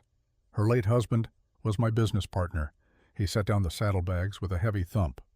"Thomas Grace and I bought mineral rights together across the territory. Most turned out worthless, but one didn't, and Mrs. Grace deserves to know what she inherited." I stood slowly. "Section 12. His eyes narrowed. "You know about it." "I just figured it out. About an hour ago." I gestured to a chair. "Sit down, mister." "Fletcher, we need to talk." Fletcher had been searching for Lillian for 8 months. He'd sent letters to her last known address in St. Louis, but she'd already left. Tracked her to Kansas City, then to Denver, always a few weeks behind. Finally caught up to her trail when someone mentioned a widow named Grace had taken a teaching position in Red Hollow. "Thomas and I started buying land in '61, he explained, spreading documents across my desk. "Before the war. We had geological surveys showing promising mineral deposits in Colorado Territory. Bought up dozens of parcels cheap, hoping one would pay off. Section 12 paid off. Better than we dreamed. Silver ore so rich you can practically see it gleaming in the rock." He pulled out a sheaf of legal papers. "According to our partnership agreement, Thomas's share goes to his heirs. That's Mrs. Grace." "How much is her share worth?" "The mines produced roughly $200,000 in silver over 3 years. Fletcher's weathered face was grim. "Mrs. Grace is entitled to 20% of gross proceeds. That's $40,000. Maybe more depending on how much was extracted and not properly reported." I felt dizzy. $40,000. More money than most people in Red Hollow would see in 10 lifetimes. "Does anyone here know about this?" Fletcher asked. "Mayor Cartwright knows. Has to. He handles all the land office records and coordinates with the mining company." I showed him my property record copies. "But he's been hiding it. Mrs. Grace has no idea she owns anything. That's fraud. Grand larceny." Fletcher's jaw tightened. "And it explains something else. 3 weeks ago, a man approached me in Denver, offered me $5,000 to disappear, not to find Mrs. Grace, not to tell her about the inheritance." Who was the man? Didn't give a name, but he knew too much about the partnership, about the specific claims involved, had to be connected to whoever's been mining Section 12 illegally. "Did you take the money?" Fletcher looked offended. "I made a promise to Thomas Grace. Told him if anything happened to him, I'd look after his wife. I'm 5 years late keeping that promise, but I'll be damned if I let someone buy me off now." I liked this man, respected his integrity. But I also feared what his arrival meant. "Mr. Fletcher, someone shot at Mrs. Grace last night, twice. Came close to killing her." His face went hard. "Where is she now?" "At her cabin, about a mile east of town. But she's not alone. Silas Wade is guarding her." "Wade?" Fletcher's expression changed to something like recognition. "Big man, scar on his jaw, fought at Antietam. You know him?" "Know of him. Thomas mentioned him in letters. His best friend in the Army. Said Wade saved his life more than once." Fletcher paused. "Said Wade was the one holding him when he died." The room felt too small suddenly, too full of coincidences that weren't coincidences at all.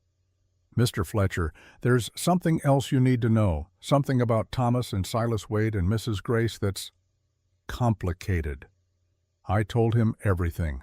About Silas using the name Thomas Brennan in his war stories. About the promise made to a dying friend. About how I'd pieced together that they were the same person. About how Silas had been watching Lillian for weeks without knowing she was the widow of the friend he'd lost. "And now he's protecting her," Fletcher said slowly. Fate's got a strange sense of humor. Or timing. Does she know? Does either of them know? No, I haven't told them. I rubbed my face, exhausted. I keep thinking I should. But how do you tell two people that the universe has connected them through a dead man's promise? You tell them the truth, before someone else does, or before they figure it out in a way that hurts worse. Fletcher stood, gathering his documents. I need to see Mrs. Grace, need to show her these papers and explain what they mean. She won't want to leave Red Hollow. Even now, after being shot at, she's refusing to run. Then she needs to understand what she's up against. This isn't about teaching methods anymore. This is about money. And men will kill for a lot less than $40,000. We rode out to Lillian's cabin together, arriving in the late afternoon. Silas's horse was tied outside, and I could see smoke rising from the chimney. Through the window, I glimpsed Lillian moving around inside. Silas himself was outside, checking the perimeter. He appeared from behind the cabin as we dismounted, hand on his gun, until he recognized me. Doctor, who's this? Jake Fletcher. He has information Mrs. Grace needs to hear. Silas studied Fletcher with those measuring gray eyes. About what? About why someone's trying to kill her. That got his attention. Silas knocked on the cabin door, and Lillian opened it, surprise crossing her face when she saw me and a stranger. Dr. Hayes, what's wrong? Nothing sounds wrong, but Mr. Fletcher has some things you need to see. We crowded into the small cabin. Lillian made coffee while Fletcher spread his documents on her table. I watched her face as he explained, confusion giving way to shock, giving way to something like fear. $40,000? Her voice was faint. That can't be right. It's conservative, if anything. Fletcher pushed the partnership agreement toward her. See? Thomas's signature right there. We each put in $1,000, most of what we had, buying up land across the territory. Thomas never told me about this. He probably didn't want to get your hopes up. Most of our purchases were speculation, long shots that didn't pay off. Fletcher's weathered face was kind. He wrote me once, right before Antietam, said if anything happened to him, I should make sure you got his share, that you deserved to be taken care of. Lillian's eyes filled with tears. She touched Thomas's signature with trembling fingers. Section 12, she read, Township 4 North, Range 15 West. That's where the mine is? That's where the mine is. I pulled out my property records. And according to these, Thomas Alexander Grace is still listed as the legal owner, which means you inherited it when he died. But no one ever contacted me, because someone's been hiding the ownership. Fletcher's voice went hard. Someone who's been stealing your royalties for 3 years, someone who probably hoped you'd never find out. Mayor Cartwright, Silas said. It wasn't a question. Almost certainly. He handles all the land records, coordinates with the territorial government, manages the mining contracts. I watched Lillian's face, saw understanding dawn. He recognized your name that first day, spent 2 months trying to figure out if you knew about the land. When it became clear you were staying, asking questions, making yourself part of the community, he decided to get rid of me. Her voice was hollow. The threats weren't about my teaching, they were about this. Your teaching made you unpopular, I said. That was useful to him, gave him cover. But yes, this is what he's really afraid of. Lillian stood and walked to the window, staring out at the November landscape. $40,000, more money than I've ever imagined having. And Thomas earned it, worked for it, planned for our future with it. He did. Fletcher joined her at the window. Mrs. Grace, I know this is overwhelming, but you need to understand, the men who've been stealing from you, they're not going to stop just because you know the truth. They'll fight to keep what they've taken. Let them fight. She turned, and I saw steel in her spine. This was Thomas's dream, his investment. He died believing he was building something for our future. I won't let corrupt men steal that from him, from us. Lillian, I said carefully, these men have already tried to kill you once. They'll try again. Then I'll be ready. She looked at Silas, who'd been silent through most of this, watching her with those intense gray eyes. You said you'd protect me. Does that offer still stand?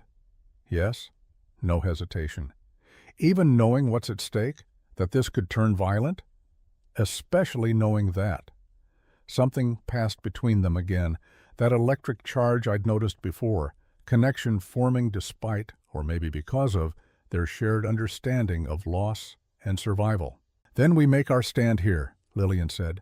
We take these documents to the territorial marshal. We expose what Cartwright's done. We claim what's rightfully mine. The marshal's in Denver, Fletcher said. 3 days' ride, and I'm not sure you'd make it alive if you tried to go. Then we bring the marshal here. Silas finally moved from where he'd been standing sentinel by the door.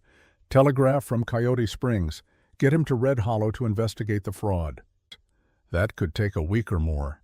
I worried my hat in my hands. Can we hold out that long? We'll have to. Silas looked at me. Doctor, you're the only one Cartwright might not suspect. You need to ride to Coyote Springs. Send that telegraph. Make it clear this is urgent. Attempted murder, grand theft, fraud. The marshal needs to come fast. I nodded. I'll leave at first light. In the meantime, Silas continued, we ford up here. Mrs. Grace doesn't go anywhere alone. We set watches at night. Anyone approaches who shouldn't, we're ready. You think Cartwright will come himself? Lillian asked. No, he'll hire someone. Silas's face was grim. There are men in these territories who'll kill for $100. For $40,000, Cartwright can hire an army. I rode back to town as darkness fell, my mind churning. Tomorrow I'd go to Coyote Springs, send that telegraph, but tonight I needed to be visible in Red Hollow. Couldn't let Cartwright suspect anything was wrong. I made my evening rounds as usual, checked on a miner's wife who was pregnant, treated a boy with a broken finger, stopped by the saloon for a drink, letting people see me relaxed and unconcerned. All the while I was watching, listening. Mayor Cartwright was at the saloon buying drinks for the miners, playing the generous leader. But I saw tension in his shoulders, saw the way his eyes kept darting to the door. He was waiting for news, waiting for confirmation that Lillian was dead. When it didn't come, he'd escalate. I finished my drink and walked home through the cold November night. In my office, I wrote out everything I knew, the property records, Fletcher's testimony, the timeline of threats and violence, sealed it in an envelope and hid it in a floorboard under my desk. If something happened to me, at least there'd be a record. Then I lay awake for hours, thinking about Lillian and Silas at that cabin. 2 broken people drawn together by fate and a dead man's promise, preparing to fight for a future they barely dared to hope for. And I thought about Thomas Alexander Grace, who'd died 12 years ago believing he was saving his best friend's life. Who'd made Silas promise to live fully, not knowing that promise would lead him to Thomas's widow. Was it providence? Chance? Some cosmic joke? I didn't know. But I prayed, something I hadn't done in years, that they'd both survive long enough to figure it out. I left before dawn, riding hard for Coyote Springs, the telegraph office there connected to Denver and points beyond. I could send a message to the territorial marshal and have it received by afternoon. The ride took 6 hours across rough country. I arrived cold, hungry, and worried about what might be happening in Red Hollow while I was gone. The telegraph operator was a young man named Charlie, efficient and incurious. I paid him to send 3 messages, one to the territorial marshal describing the fraud and attempted murder, requesting immediate assistance, one to the Federal Land Office in Denver asking for verification of ownership records for Section 12, and one, perhaps foolishly, to the territorial governor himself, explaining that a widow was being denied her lawful inheritance and that local authorities couldn't be trusted. Mark them all urgent, I told Charlie. Lives depend on fast responses. Yes, sir. He began tapping out the first message, the telegraph key clicking like an insect's song. I waited while he sent all 3, then paid him extra to send a writer to Denver with copies of the messages. Redundancy seemed wise when dealing with men willing to commit murder. The ride back to Red Hollow took longer. My horse was tired, and I didn't want to push him too hard.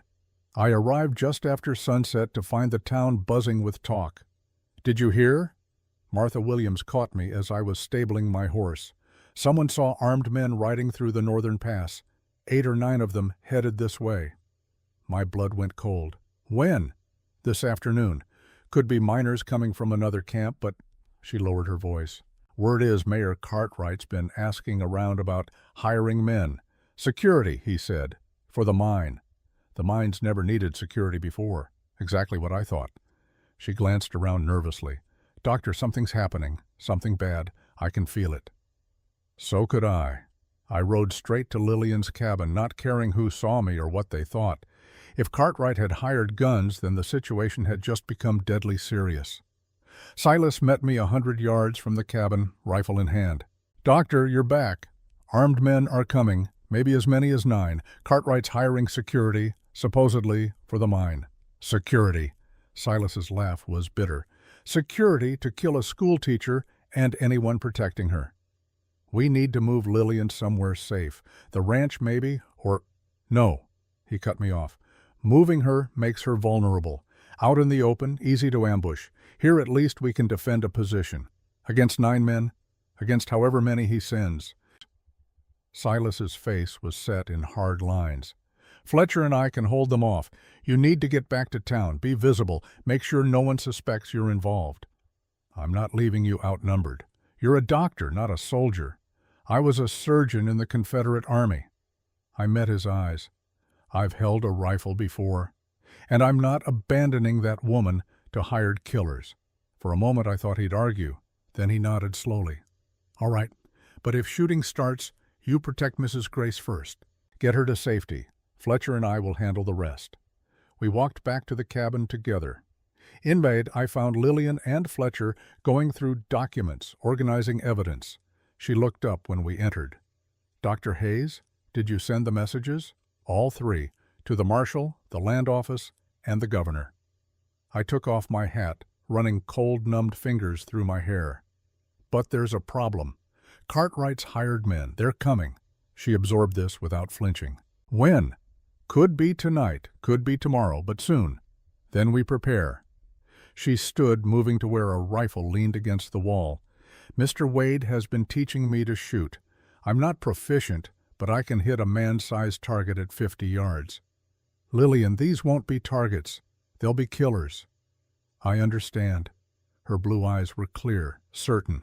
And I understand that sometimes the only way to build something worth having is to fight for it. Thomas died fighting for what he believed in. I won't dishonor his memory by running from men who stole what he worked for. I looked at the 3 of them. Widow, prospector, and war-haunted rancher, preparing to defend a small cabin against professional killers. It should have seemed hopeless. Instead, it seemed right, like this was exactly where they were meant to be. Then I'll stay, I said. God help us all, I'll stay and fight. We prepared through the night. Silas and Fletcher had already fortified the cabin as best they could, moved furniture to block windows, piled supplies for a siege, established firing positions. Now we added medical supplies to my corner, water barrels, extra ammunition. Lillian worked alongside us without complaint, loading rifles, preparing bandages, organizing supplies, calm and focused, like she'd done this before. Maybe in some sense she had. Survived loss, survived grief, survived being alone in hostile territory. This was just another kind of survival. Around midnight, Silas called us together. If they come tonight, they'll attack just before dawn. That's when people are most tired, least alert. He'd drawn a rough map of the cabin and surroundings. Fletcher, you take the back window. Cover the approach from the creek. Doctor, you're on the side window facing town. I'll take the front door and main window. What about me? Lillian asked. You stay low in the center of the cabin. Reload for us, watch for fires, be ready to move if we have to evacuate. I can shoot. I know, but you're what they want. If they kill you, they win, no matter how many of them we take down. His voice softened slightly. Please, let us protect you. She nodded reluctantly. If I go down, Silas continued, Fletcher takes command. If we both go down, Doctor, you get Mrs. Grace to the ranch. Mrs. Henderson will hide her until the marshal arrives. But no one's going down. I said with more confidence than I felt. Always plan for the worst. Silas checked his pistols, a matched pair of Colt Peacemakers that looked well used and deadly. These men are coming to kill. They won't negotiate, won't take prisoners. When it starts, we shoot to stop them. Understand? We all nodded. The hours crawled past. We took turns sleeping, though I doubt anyone actually slept. I lay on the floor near my window, listening to the November wind and thinking about the strange path that had led me here. Confederate surgeon turned frontier doctor. Witness to war crimes now preparing to fight alongside the man who committed them. Protecting a woman whose husband I'd never met, but whose death I'd watched from a distance 12 years ago. And through it all, the secret I still hadn't told them, that Thomas Brennan and Thomas Grace were the same man, that Silas had held Lillian's husband as he died, that the promise binding them was more intimate and powerful than either knew. I should tell them, now before violence came, before one or both might die without knowing, but the words wouldn't come. Fear held them back, fear of breaking something fragile before it had a chance to grow strong. So I kept silent, and prayed that silence wouldn't be my greatest sin. Dawn came gray and cold. No attack. No. We maintained watch through the morning, eating cold biscuits and drinking coffee that Fletcher had made strong enough to strip paint. Still no movement. Around noon, I saw riders approaching, 2 of them moving slowly, hands visible and empty. "Someone coming?" I called out. Silas appeared at my shoulder, looking through the window. "I know one of them, Tom Harrison, from the land office. Other one's a stranger." "What do they want?" "Let's find out." He opened the door a crack, rifle ready. "That's close enough, Tom. State your business." Tom Harrison pulled up about 30 yards from the cabin. He looked nervous, eyes darting to the rifle barrels visible in the windows. "Mr. Wade, I'm here on official business. Mayor Cartwright sent me to speak with Mrs. Grace." "Mrs. Grace isn't receiving visitors. It's important. About the school position." "The school position." Silas's voice dripped contempt. "Try again." The stranger spoke up. "My name's Marcus Johnson. I represent certain business interests in the territory. We'd like to make Mrs. Grace an offer." Marcus Johnson. The name hit me like a fist. I'd heard it before, 8 years ago in Virginia. The younger brother of the outlaw Silas had executed. The boy who'd sworn vengeance. He'd found Silas at last. "What kind of offer?" Silas called out, and I heard the tension in his voice. He recognized the name, too. "A generous one. $5,000 to relocate, voluntarily, immediately." Johnson was lean and hard-looking, with eyes like chipped flint. Take the money, leave Red Hollow, and everyone walks away happy. "And if she refuses?" "Then we'll be very disappointed." Johnson smiled, and it was the smile of a man who enjoyed cruelty. "Accidents happen in mining country, Mr. Wade. Terrible, tragic accidents. Would be a shame if something happened to the school teacher or to anyone protecting her." Silas's rifle came up. "Get off this property, now." "Just delivering a message." Johnson turned his horse. "You've got until tomorrow morning to consider. After that, the offer expires, and other options become necessary." They rode away, and we watched them go in tense silence. "That's Marcus Johnson," I said quietly, "brother of—" "I know who he is." Silas's face was carved from stone. "He's not here about the land, he's here for me." "What?" Lillian appeared from deeper in the cabin. "What are you talking about?" Silas set down his rifle and turned to face her. For the first time since I'd known him, he looked old, tired, defeated. "During the war, I was part of a unit hunting Confederate guerrillas and outlaws. We tracked a man named William Johnson to the Blue Ridge Mountains. He'd burned out freed slave families, murdered Union sympathizers, raped and killed anyone who got in his way."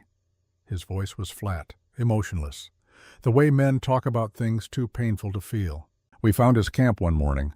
I was ordered to kill him, so I walked up while he was eating breakfast and shot him in the head. No warning, no trial, no mercy, just execution." Lillian's face had gone pale. "And Marcus Johnson was his younger brother, 16 years old, watching from the trees. He swore he'd kill me someday, avenge his brother. Silas met her eyes. Looks like someday has arrived. So this isn't just about the land, Fletcher said slowly. Cartwright's paying Johnson to kill Mrs. Grace. But Johnson has his own reasons to want you dead. 2 birds, 1 stone. I felt sick. He gets paid for murdering Lillian, gets revenge on Silas for free. How many men does he have? Lillian asked. 8 or 9, from what I heard in town. I moved away from the window. Professional guns, probably. Men who've killed before and won't hesitate to do it again. 9 against 3, Fletcher checked his rifle. Not good odds. 4, Lillian corrected. I can shoot. 4 against 9 still isn't good. I was thinking like a doctor, calculating casualties. We need help. The ranch hands from the Triple W maybe, or... No. Silas was shaking his head. I won't ask other men to die for this. It's my fight.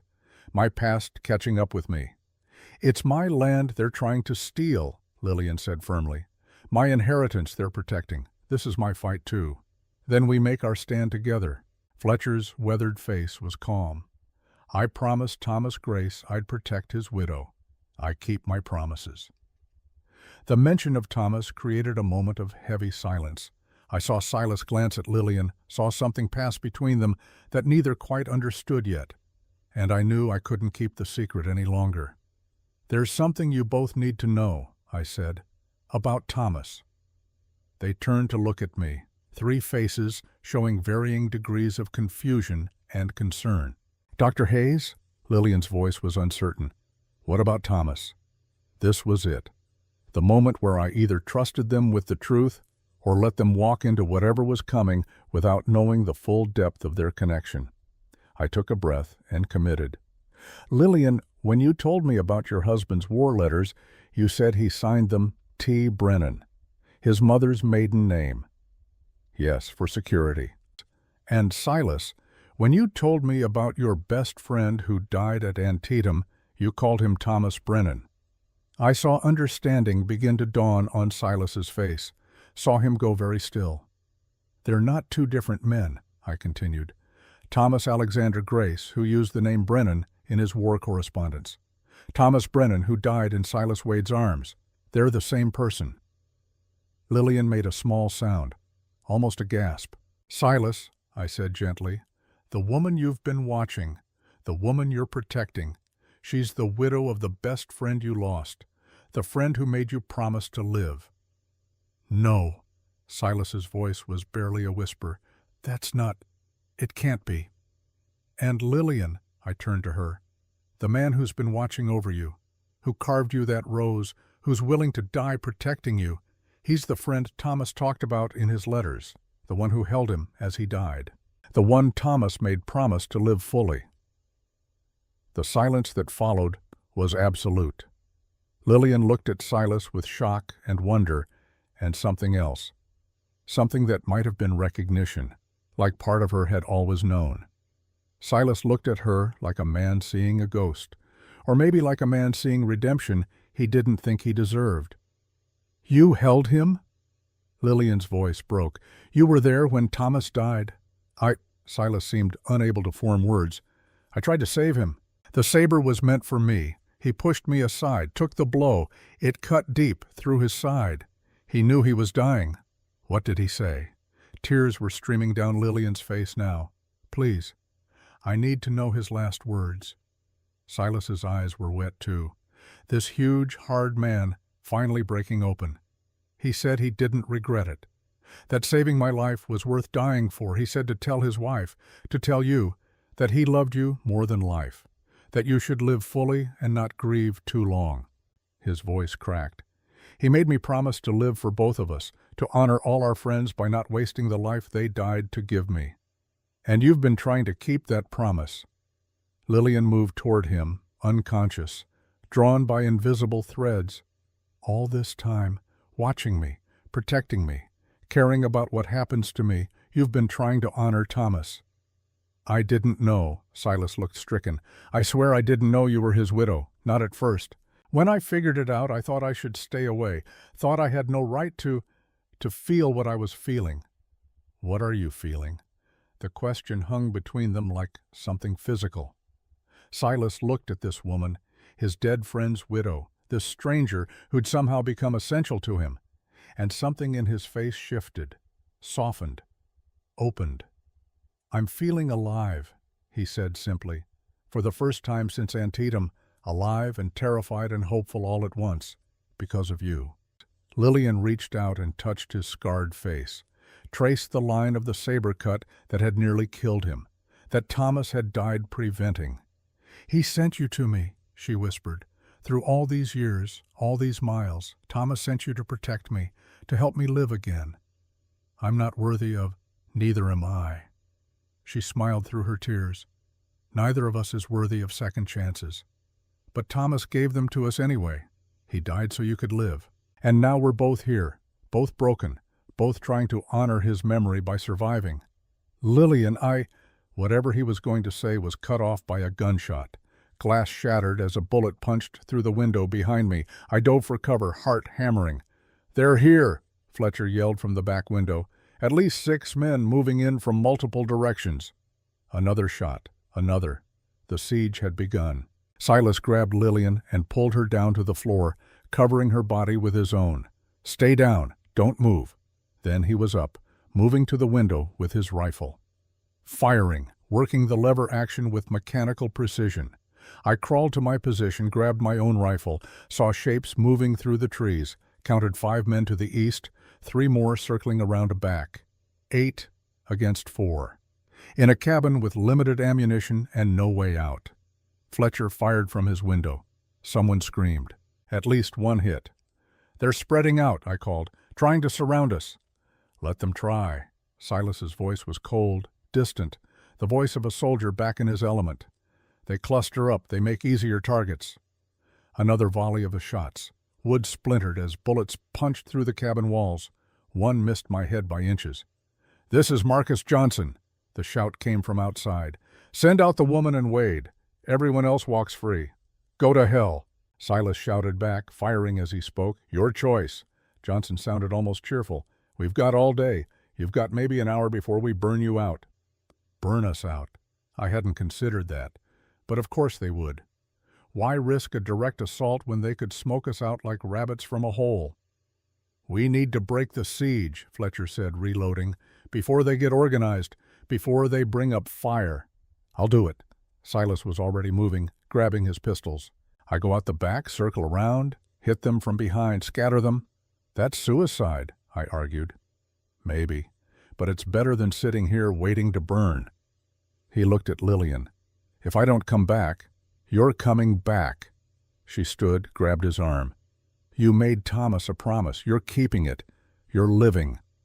Something passed between them, a understanding too deep for words. Then Silas kissed her, hard and quick and desperate, the kiss of a man who might not get another chance. "Keep that promise for me," he said. Then he was gone, slipping out the back door into the gray afternoon. I watched through my window as he moved like a ghost through the scrub oak and sage, watched him disappear into the landscape, becoming part of it. Then the shooting intensified, and I had no more time for watching. The next 10 minutes were chaos. I fired when I saw targets, reloaded when Fletcher called for cover, tried to track where the attackers were moving. Then I heard shouting from the east side, gunfire erupting in a different rhythm. Silas had made contact. "He's got them confused," Fletcher yelled. "They don't know where the fire's coming from." I saw 2 men break cover, running for better positions. Shot at one, missed. Fletcher didn't miss. The man went down hard. More shouting. Someone screaming in pain. The distinctive boom of Silas's pistols. Then silence, sudden and complete. "Cease fire!" That was Johnson's voice. "Fall back. Regroup!" The attackers retreated, dragging their wounded. I counted 3 bodies left behind. 3 out of 9. Not great odds still, but better. Silas appeared from the tree line, moving fast and low. He was bleeding from a cut on his arm, but otherwise looked intact. Fletcher opened the back door, and Silas tumbled through, breathing hard. "They'll be back," he said, accepting the water Lillian offered. but not today. I killed 2, wounded at least 1 more. They're going to regroup, wait for darkness, try again. Did you see Johnson? In the distance. He's leading them, but he's not taking point, staying back where it's safe. Silas's lip curled. Coward's tactics. Send other men to die while he watches. We can't hold another assault, I said. Not if they come in force after dark. No. Silas looked around the bullet-riddled cabin. We need to change location. Get to more defensible ground. The ranch? Lillian suggested. Too far. They'd catch us on the road. Silas was thinking, calculating. But there's an old line shack about 2 miles north. Stone walls, good sight lines, natural spring for water. We could ford up there, make them pay for every approach. Can we make it before they attack again? If we leave now, while they're still licking their wounds. Fletcher was already gathering supplies. How much can we carry? Weapons, ammunition, food for 3 days, medical supplies. Silas looked at me. Doctor, you know the country. Can you guide us through the back trails? Routes they won't expect? I thought about the terrain, about game trails and old mining roads that most people had forgotten. Yes, I can get us there. Then we move in 5 minutes. Silas turned to Lillian. Can you ride hard? 2 hours over rough ground? I can do whatever's necessary. Good. He actually smiled. Thomas chose well when he married you. The mention of Thomas, of the connection binding them, created a moment of warmth in the cold cabin, a reminder that they weren't just fighting for land or money. They were fighting for something Thomas had died believing in, for the future he'd wanted them to have. We gathered what we could carry and slipped out the back door as the sun touched the western mountains. 4 people with 3 horses and everything we owned in saddlebags. Behind us, Lillian's cabin stood empty. A target Johnson's men would attack at dark, finding only shadows and silence. By then, we'd be miles away, preparing for the next round. And somewhere in Denver, my telegrams were being read. The territorial marshal was saddling his horse. Help was coming. We just had to survive long enough to see it arrive. The line shack sat on a rocky outcrop overlooking Miller's Creek, its stone walls weathered but solid. Built 20 years earlier by trappers, it had been abandoned when the beaver played out. Now it would serve as our fortress. We reached it just as full darkness fell. Silas and Fletcher immediately began fortifying while Lillian and I unloaded supplies. The shack was small, 1 room, maybe 15 feet square, but the stone walls were 2 feet thick, the kind of walls that would stop bullets. Windows on 3 sides, Silas noted, checking each one. Good fields of fire. Creek behind us means they can't approach from that direction without being exposed. How long can we hold here? I asked. Depends on how many men Johnson has left. If it's 6 or 7, we can hold for days. If he's got reinforcements. Silas didn't finish the thought. We worked through the night, taking turns sleeping and keeping watch. No one came. Either Johnson was regrouping, or he'd lost more men than we thought. Dawn came cold and clear. From our vantage point, I could see for miles. The valley spreading below us, Red Hollow visible as a cluster of buildings in the distance. Smoke rising from chimneys as the town woke to another day. Somewhere down there, Mayor Cartwright was probably learning that his hired killers had failed, that we'd escaped his trap. I wondered what he'd do next. "Riders," Fletcher called from the east window. 4 of them, coming slow. We all moved to look. 4 men on horseback, picking their way up the rocky trail toward the line shack. Too few to be an attack force. As they got closer, I recognized one of them. "That's Tom Harrison again," I said. "From the land office." "Another offer, probably." Silas checked his rifle. "They'll try to talk before they try to kill, see if they can avoid more casualties." The riders stopped about 100 yards out. Harrison called up to us. "Mr. Wade, Mrs. Grace, we need to talk." "So talk," Silas shouted back. "The mayor sent me. He's willing to negotiate." "Negotiate what?" "A settlement. Mrs. Grace gets $20,000, relocates voluntarily, and we all pretend this unpleasantness never happened." I looked at Lillian. Her face was set in hard lines. "Tell the mayor," she called out. her voice carrying clearly across the distance, "that I want what's legally mine. $40,000 in back royalties, full ownership of Section 12 recognized, and criminal charges against everyone involved in the fraud." There was a pause. Then a different voice spoke. Marcus Johnson stepped his horse forward. "Mrs. Grace, you're not in a position to make demands. We've got you surrounded. You're running out of food, ammunition, and time. Take the $20,000 and live, or refuse and die. Your choice." "We'll take dying over surrender," Silas called back.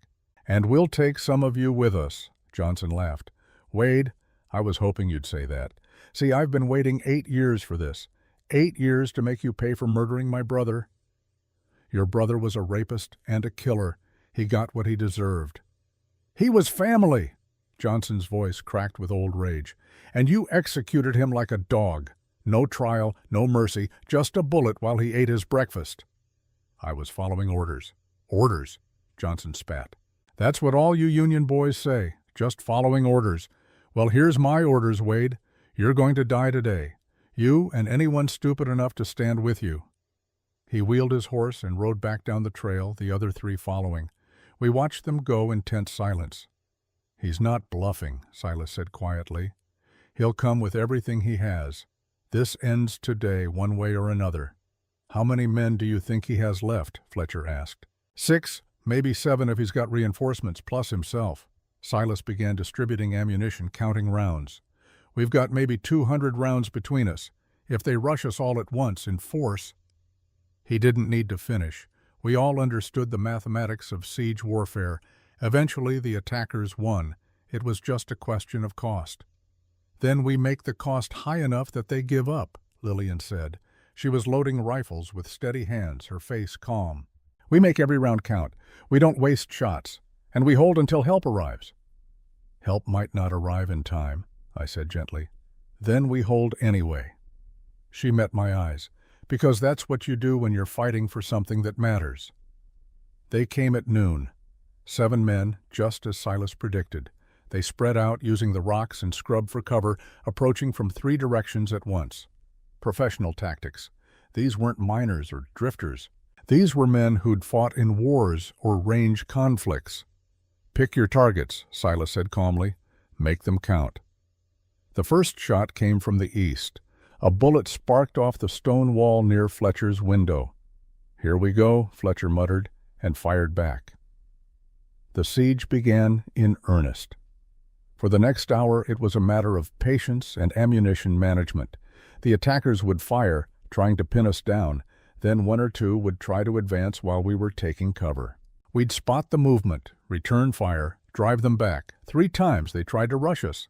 3 times we drove them back with concentrated fire. But we were taking hits, too. A bullet grazed my shoulder, cutting through coat and shirt but missing flesh. Lillian had a splinter from the window frame cut her cheek. Fletcher took a round through his hat. "We're holding," Silas said, reloading. "But they're learning our patterns. Next rush will be coordinated, all of them at once." "How many rounds left?" I asked. 60, maybe 70. "Not enough for another hour of this intensity. Then we need to break their attack before it develops." Fletcher was studying the terrain through his window. "See that cluster of rocks at 2 o'clock? That's where Johnson's directing from. Take him out, the rest might break." "It's 300 yards, Silas said. "Long shot with a rifle." "I can make it." Fletcher's weathered face was calm. "Used to hunt elk at that range." "Man's bigger than an elk." "You'd have to expose yourself, draw their fire." "I know." Fletcher looked at each of us in turn. "I made a promise to Thomas Grace. This is how I keep it." Before anyone could argue, he moved to the door, took a deep breath. Then he was outside, running for a better vantage point, rifle in hand. Every gun turned on him. Bullets kicked up dust around his feet, spanged off rocks. He dove behind a boulder, came up already aiming. The shot echoed across the valley. Through my window I saw Johnson jerk backward, clutching his shoulder. Not a kill shot, but a solid hit. Fletcher worked the lever, fired again, missed as Johnson scrambled for cover. Then the return fire found him. I saw Fletcher stumble, saw red bloom on his shirt. He managed one more shot before he went down. "Fletcher!" Lillian's cry was anguished. Silas was already moving, out the door, before I could stop him. He ran in a crouch, bullets chewing up the ground around him, and reached Fletcher's position. I provided covering fire, shooting at anything that moved. Saw one attacker go down, maybe hit, maybe just taking cover. Silas grabbed Fletcher and dragged him back toward the shack. I kept firing, heard Lillian's rifle join mine from the other window. Between us, we kept the attackers' heads down long enough for Silas to make it back. He hauled Fletcher through the door and laid him on the floor. I was there immediately, medical bag already open. Fletcher had been hit twice. Once in the chest, once in the abdomen. Both serious, probably fatal without proper surgery, which I couldn't provide here. "How bad?" Fletcher's voice was weak. "Bad." I worked quickly, packing the wounds, trying to slow the bleeding. "You need a real hospital, real doctors. Not going to get one." He coughed, and blood appeared on his lips. "Did I hit him?" "You hit him," Silas said. "Shoulder. He's out of the fight." "Good." Fletcher's eyes found Lillian. "Mrs. Grace, Thomas would be proud of your courage." "Save your strength," Lillian said, tears streaming down her face. "Dr. Hayes will—" "Doc's good, but not that good." Fletcher's breathing was labored. "Tell Thomas I kept my promise. Looked after his wife. Protected his legacy." "You did," I said quietly. "You kept your word, Jake, right to the end." He smiled, blood on his teeth, but a genuine smile. "Then I die content." His eyes closed. His breathing slowed, stopped. I checked for a pulse, knowing I wouldn't find one. He's gone. The silence in the shack was profound. Outside, gunfire had stopped. Both sides seemed to be regrouping, counting cost. Lillian knelt beside Fletcher's body, taking his weathered hand in hers. "Thank you," she whispered. "Thank you for honoring Thomas, for protecting me, for being brave." Silas stood, his face carved from stone. "We finish this.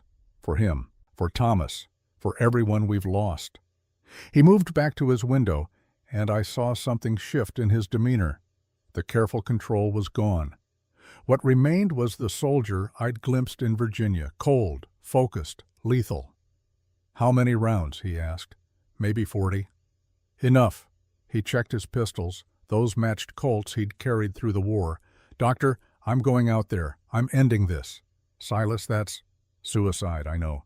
But they're regrouping for a final push. I can see it in how they're moving. When they come, they'll overwhelm us." His gray eyes were calm. "Better to take the fight to them, scatter them, before they can organize." "Then I'm coming with you," I said. "No, you stay here. Protect Lillian. If I don't come back, you get her to the ranch. Promise me." I looked at this man, this huge, scarred, grief-haunted man who'd been trying to honor a promise for 12 years, who'd found something worth living for and was preparing to die for it. "I promise." He turned to Lillian. "I need you to know something, in case I don't make it back. Don't talk like that." "I have to." He crossed to her in 2 strides, took her face in his huge hands. "Thomas was my brother, closer than blood. When he died, part of me died with him. I've been half alive for 12 years, just going through motions." His thumbs wiped away her tears. "Then I saw you, and something woke up, something I thought was dead." His voice was rough with emotion. "I love you, Lillian Grace. I love your courage and your strength and the way you won't let this hard world break you. I love that you teach children to dream. I love that you're fighting for what's yours. Silas, let me finish. If I die out there, I die knowing I finally kept my promise to Thomas. I lived. I loved. I fought for something that mattered." He kissed her forehead. "That's enough. That's more than I thought I'd ever have. It's not enough for me." Lillian grabbed his shirt, pulled him down so they were eye to eye. "You don't get to love me and then die.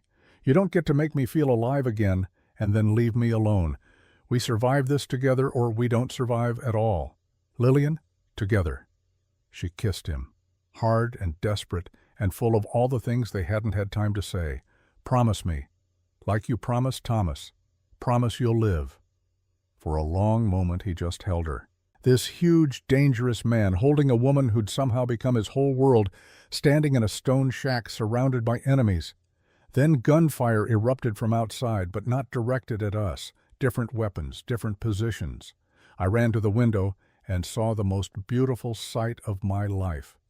Riders, at least 20 of them, coming hard from the south, rifles blazing. Leading them was a man in a territorial marshal's badge. Help had arrived. The next 10 minutes were chaos of a different kind. Johnson's men, caught between our position and the marshal's forces, tried to scatter. Some made it, most didn't. I saw 2 go down to the marshal's men, 3 more throw down their weapons and raise their hands in surrender. Johnson himself tried to run, but his wounded shoulder slowed him. A deputy rode him down, disarmed him, and brought him back in chains.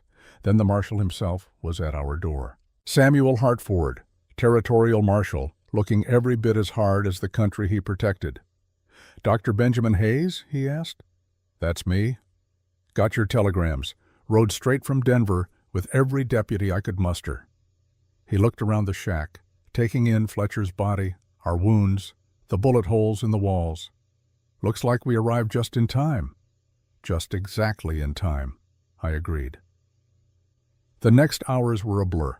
Hartford took statements from all of us, examined Fletcher's body, rounded up the surviving attackers and placed them under armed guard. 2 of his deputies rode to Red Hollow to arrest Mayor Cartwright. I wished I could see the mayor's face when they came for him, but I was too exhausted to care much. Hartford brought a doctor from his contingent, a younger man named Collins, who examined our wounds. My shoulder was cleaned and bandaged. Lillian's cut was minor. Silas had taken a graze across his ribs that needed stitching. We laid Fletcher to rest that evening, up on the ridge overlooking the valley. Hartford said a few words about duty and honor. Silas spoke about promises kept. Lillian read from her Bible, Psalm 23, her voice steady despite tears. "He was a good man," I said, as we stood around the fresh grave, "loyal to the end."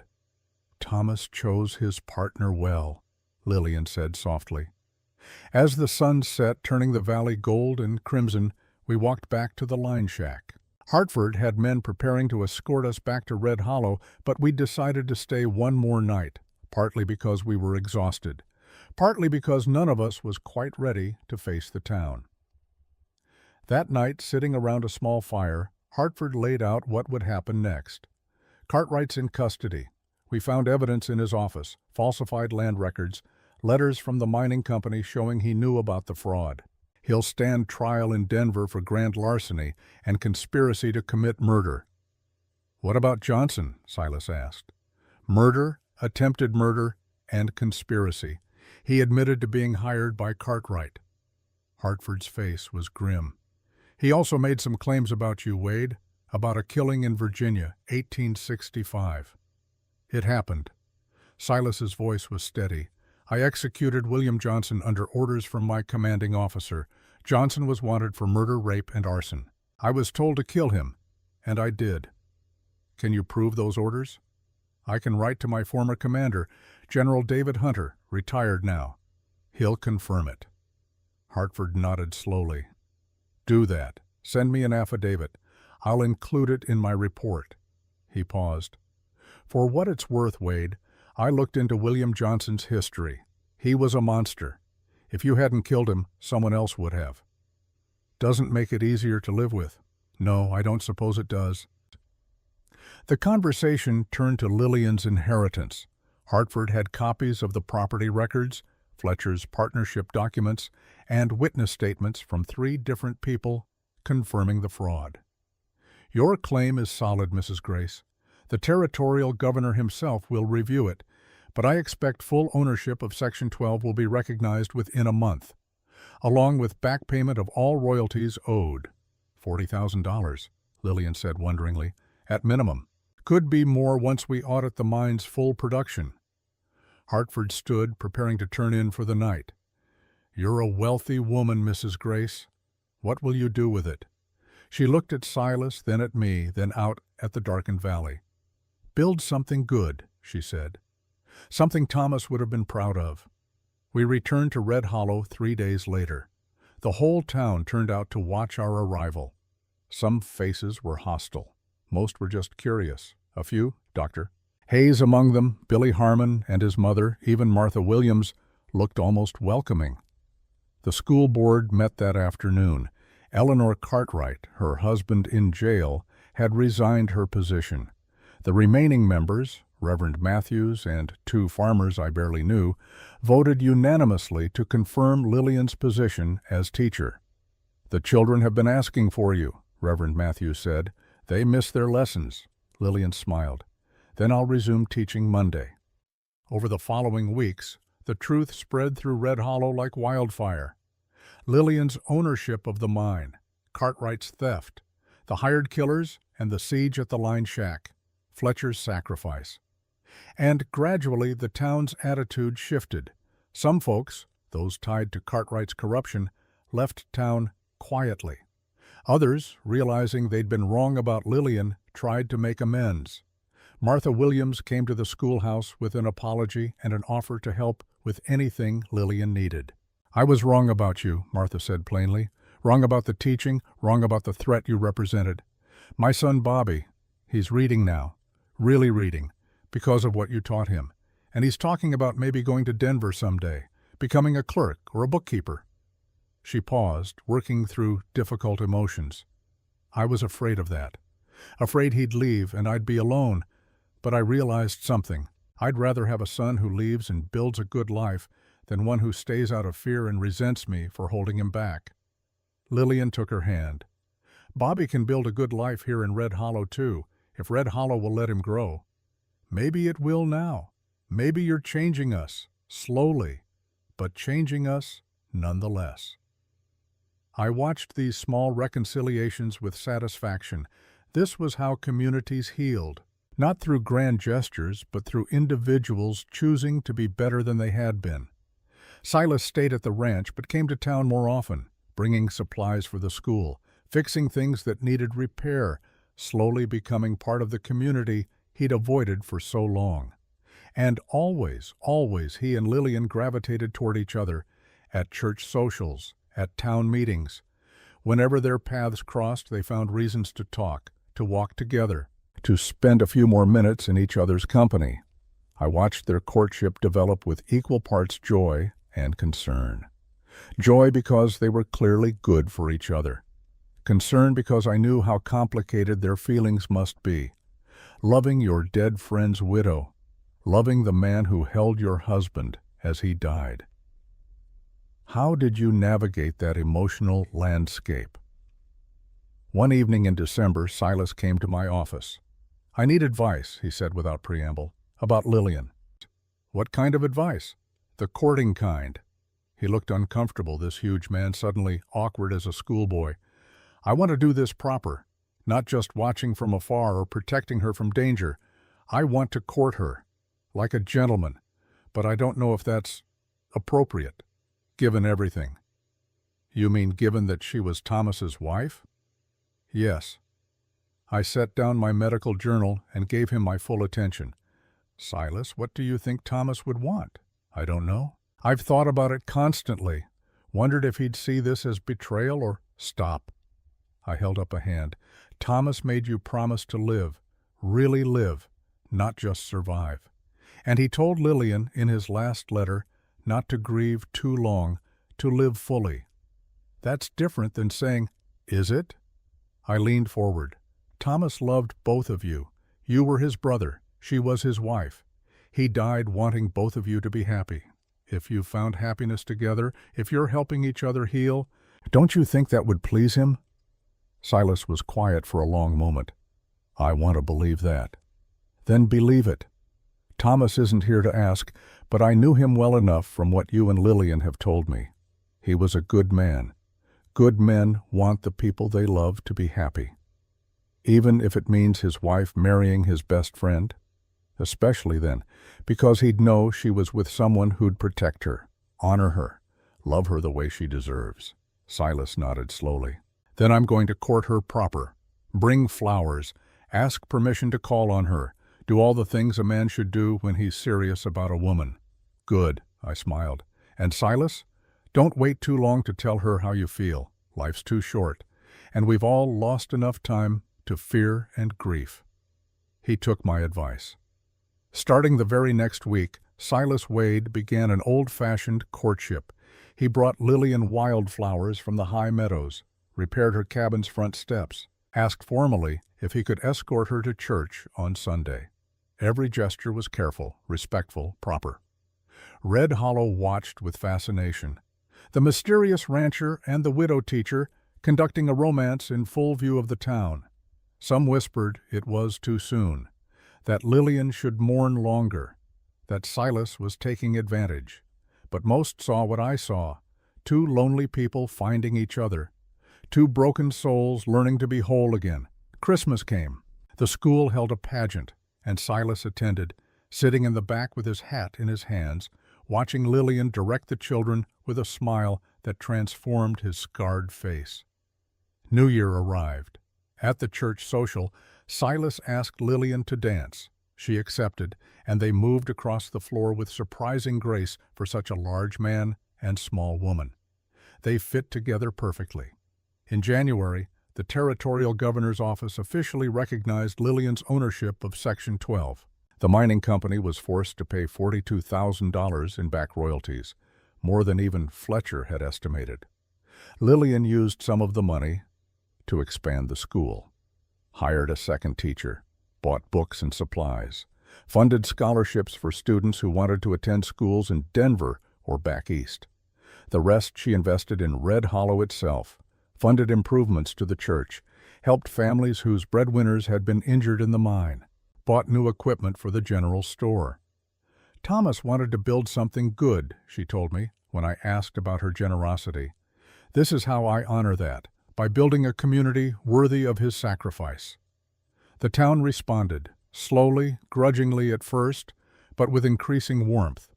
By February, Lillian Grace was no longer an outsider. She was one of them, the teacher who'd fought for her students and her rights.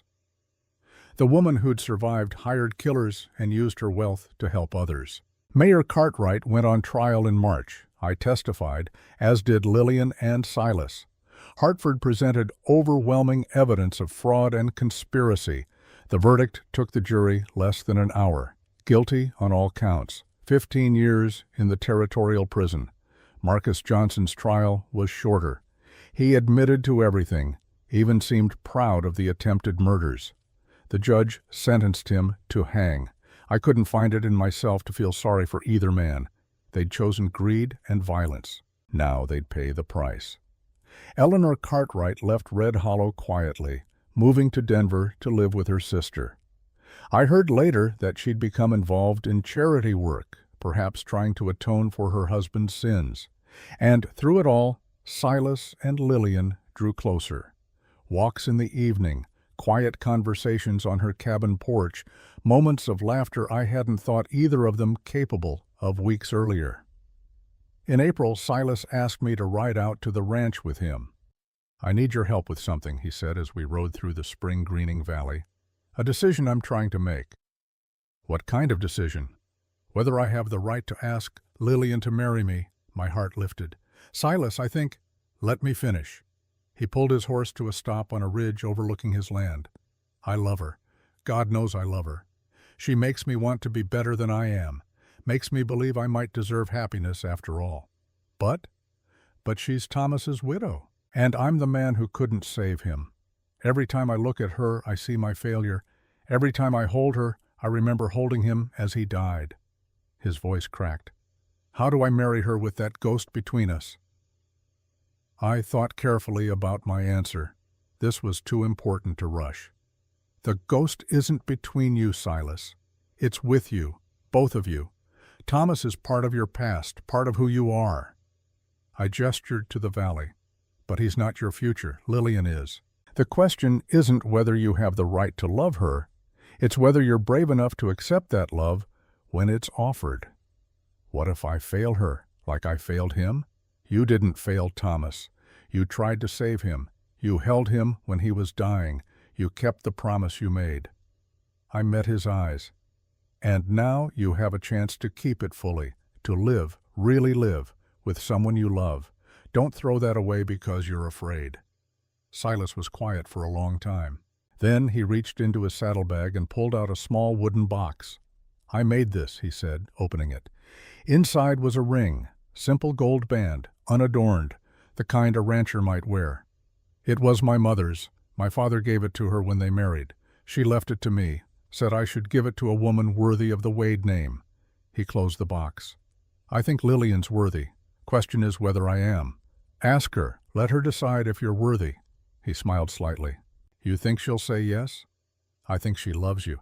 I see it in how she looks at you, how she lights up when you walk into a room, how she trusts you completely." I paused.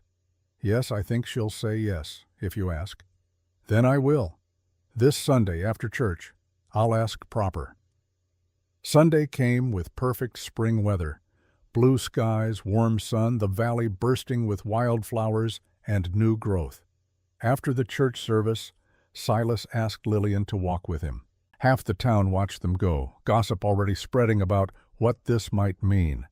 I stayed behind, making myself useful, helping Reverend Matthews organize hymnals, but my mind was with those two people, walking toward whatever future they'd build together. They returned an hour later. Lillian's face was radiant. Silas looked like a man who'd been given an unexpected gift. "Dr. Hayes," Lillian called, spotting me, "we have news." I walked over, already knowing what they'd say, but needing to hear it anyway. "We're getting married," Lillian said, showing me the simple gold band on her finger, "in June, and we want you to stand witness." "I'd be honored." Silas pulled me aside while Lillian accepted congratulations from Martha Williams and others who'd gathered. "Thank you," he said quietly, "for everything, for keeping our secret until we were ready, for believing we could heal, for being the friend I needed." "You kept your promise to Thomas," I replied. "You're living, really living. That's all the thanks I need." The wedding was held on a perfect June day. The whole town attended, packing the church beyond capacity. Lillian wore a dress of pale blue, the same blue as the ribbon she'd worn that first Christmas social. Silas wore a new suit that Mrs. Henderson had insisted on, though he looked uncomfortable in the formal clothes. Reverend Matthews performed the ceremony. Billy Harmon served as ring-bearer, grinning from ear to ear. I stood as Silas's best man, a role I'd never expected to fill. When Matthews asked if anyone objected to the union, the church was silent. Whatever reservations people had once had were gone. Everyone could see that these two belonged together. "Do you, Silas Wade, take Lillian Grace to be your lawfully wedded wife?" "I do." Silas's voice was steady, certain. "And do you, Lillian Grace, take Silas Wade to be your lawfully wedded husband?" "I do." No hesitation, no doubt. "Then, by the power vested in me, by the territory of Colorado, I pronounce you husband and wife. You may kiss your bride." Silas did, gently, reverently, like she was something precious he was afraid to break. The church erupted in applause. At the reception afterward, held in the town square, people came to offer congratulations and well wishes. Even some who'd been hostile months earlier seemed genuinely happy for them. Martha Williams brought a beautiful quilt she'd sewn. "For your home," she said. "May it keep you warm." Dr. Collins, Hartford's deputy who'd stayed on in Red Hollow, toasted the couple's health and happiness. Eleanor Henderson cried happy tears and told Silas his mother would have loved Lillian. And through it all, Silas and Lillian moved together like they'd been married for years. Comfortable, right, whole. As the sun set and the dancing began, I found myself standing with them, looking out over the celebration. "Thomas would have loved this," Lillian said softly, "seeing everyone together, happy." "He would," Silas agreed. "He always said the best victories were the ones that brought people together instead of tearing them apart." "Then this is our victory," Lillian said.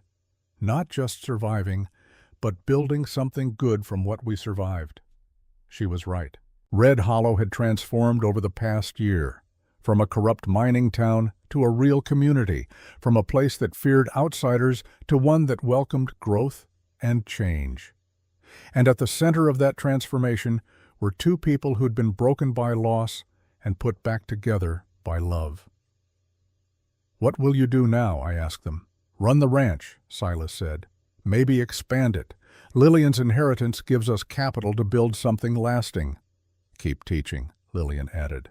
"The children still need education, and I've discovered I'm good at it. I love watching them grow and learn." "And maybe," Silas said, glancing at his new wife with a smile that transformed his scarred face, "start a family of our own, if we're blessed." "You will be," I said with certainty. "You've earned it." As the evening wore on and the celebration continued, I slipped away quietly, walked to the cemetery on the hill above town where we'd buried Jake Fletcher. His grave was well tended now.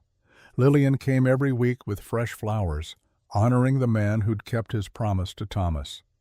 I stood there in the gathering darkness, thinking about promises and sacrifices and the strange paths that lead us to redemption. "We did it, Jake," I said to the silent grave. "We kept her safe, honored Thomas's memory, built something worth having." The wind carried no answer, but I felt peace nonetheless. The years that followed brought changes to Red Hollow and to all of us. Silas and Lillian had 3 children, 2 boys and a girl. Named them after the friends Silas had lost, James, Charles, and Eleanor. The children grew up knowing their names honored brave men and women who'd sacrificed for the future. The Triple W Ranch prospered. Silas proved to be not just a good rancher, but a fair employer and honest neighbor. He never fully lost the shadows in his eyes, but they grew lighter with each passing year. Lillian continued teaching until their first child was born, then turned the schoolhouse over to younger teachers while she raised her family. But she never stopped being an educator. She started a lending library in her home, taught Sunday school, and made sure every child in Red Hollow had access to books and learning. The mine operated honestly under new management. Section 12 produced silver for another 15 years before the vein played out. By then, Lillian had invested the profits wisely in land and businesses throughout the territory. Red Hollow grew from a rough mining camp to a proper town, got a railroad spur in 1880, electric lights in 1885, became the county seat in 1890, and through it all, Dr. Benjamin Hayes kept practicing medicine, delivering babies, setting bones, tending to the sick and injured, watching the town and the people he'd fought for continue to grow and change. Martha Williams became one of Lillian's closest friends. The 2 women worked together on civic improvements, education initiatives, and supporting families in need. Tom Harrison, the land office clerk who delivered Cartwright's offers, proved to be honest once his corrupt boss was gone. He became a respected businessman and eventually mayor of the new Red Hollow. Eleanor Henderson lived to see all 3 of the Wade children born. She died peacefully in her sleep at 72, surrounded by the family she'd helped save. Marcus Johnson was hanged in Denver in June of 1874. Silas didn't attend the execution. "Vengeance is the Lord's," he told me. "I'm done with killing." Mayor Cartwright served 11 years of his sentence before dying of a stroke in prison. Eleanor Cartwright never remarried, dedicating her life to charity work that helped the families her husband had harmed. And me? I continued my practice, content to be the quiet witness to Red Hollow's transformation. Delivered the Wade children, treated 3 generations of families, became the old doctor who remembered when things were different. Which brings me back to this desk, this lamp, this stack of pages covered with careful script. I am an old man now, 68 years old, with hands that tremble when the cold settles into these mountains. I've lived in Red Hollow for 25 years, delivered more babies than I can count, buried too many friends, seen the town transform from a rough mining camp to a thriving community. But nothing I witnessed in all those years compares to what I saw in the autumn of 1873, 2 broken people finding each other. A widow and a war veteran, both carrying grief they thought would destroy them, discovering that the dead can set the living free. Tomorrow, Silas and Lillian will visit, as they do every week. They'll ask if I've finished my writing. I'll tell them yes, tell them I've remembered it all. The fear and the courage, the loss and the love. The way two damaged souls became whole by refusing to surrender to their pain. Red Hollow remembers that year as the year everything changed. The year corruption was exposed and honest leadership restored. The year the school got a real teacher and children started dreaming bigger dreams.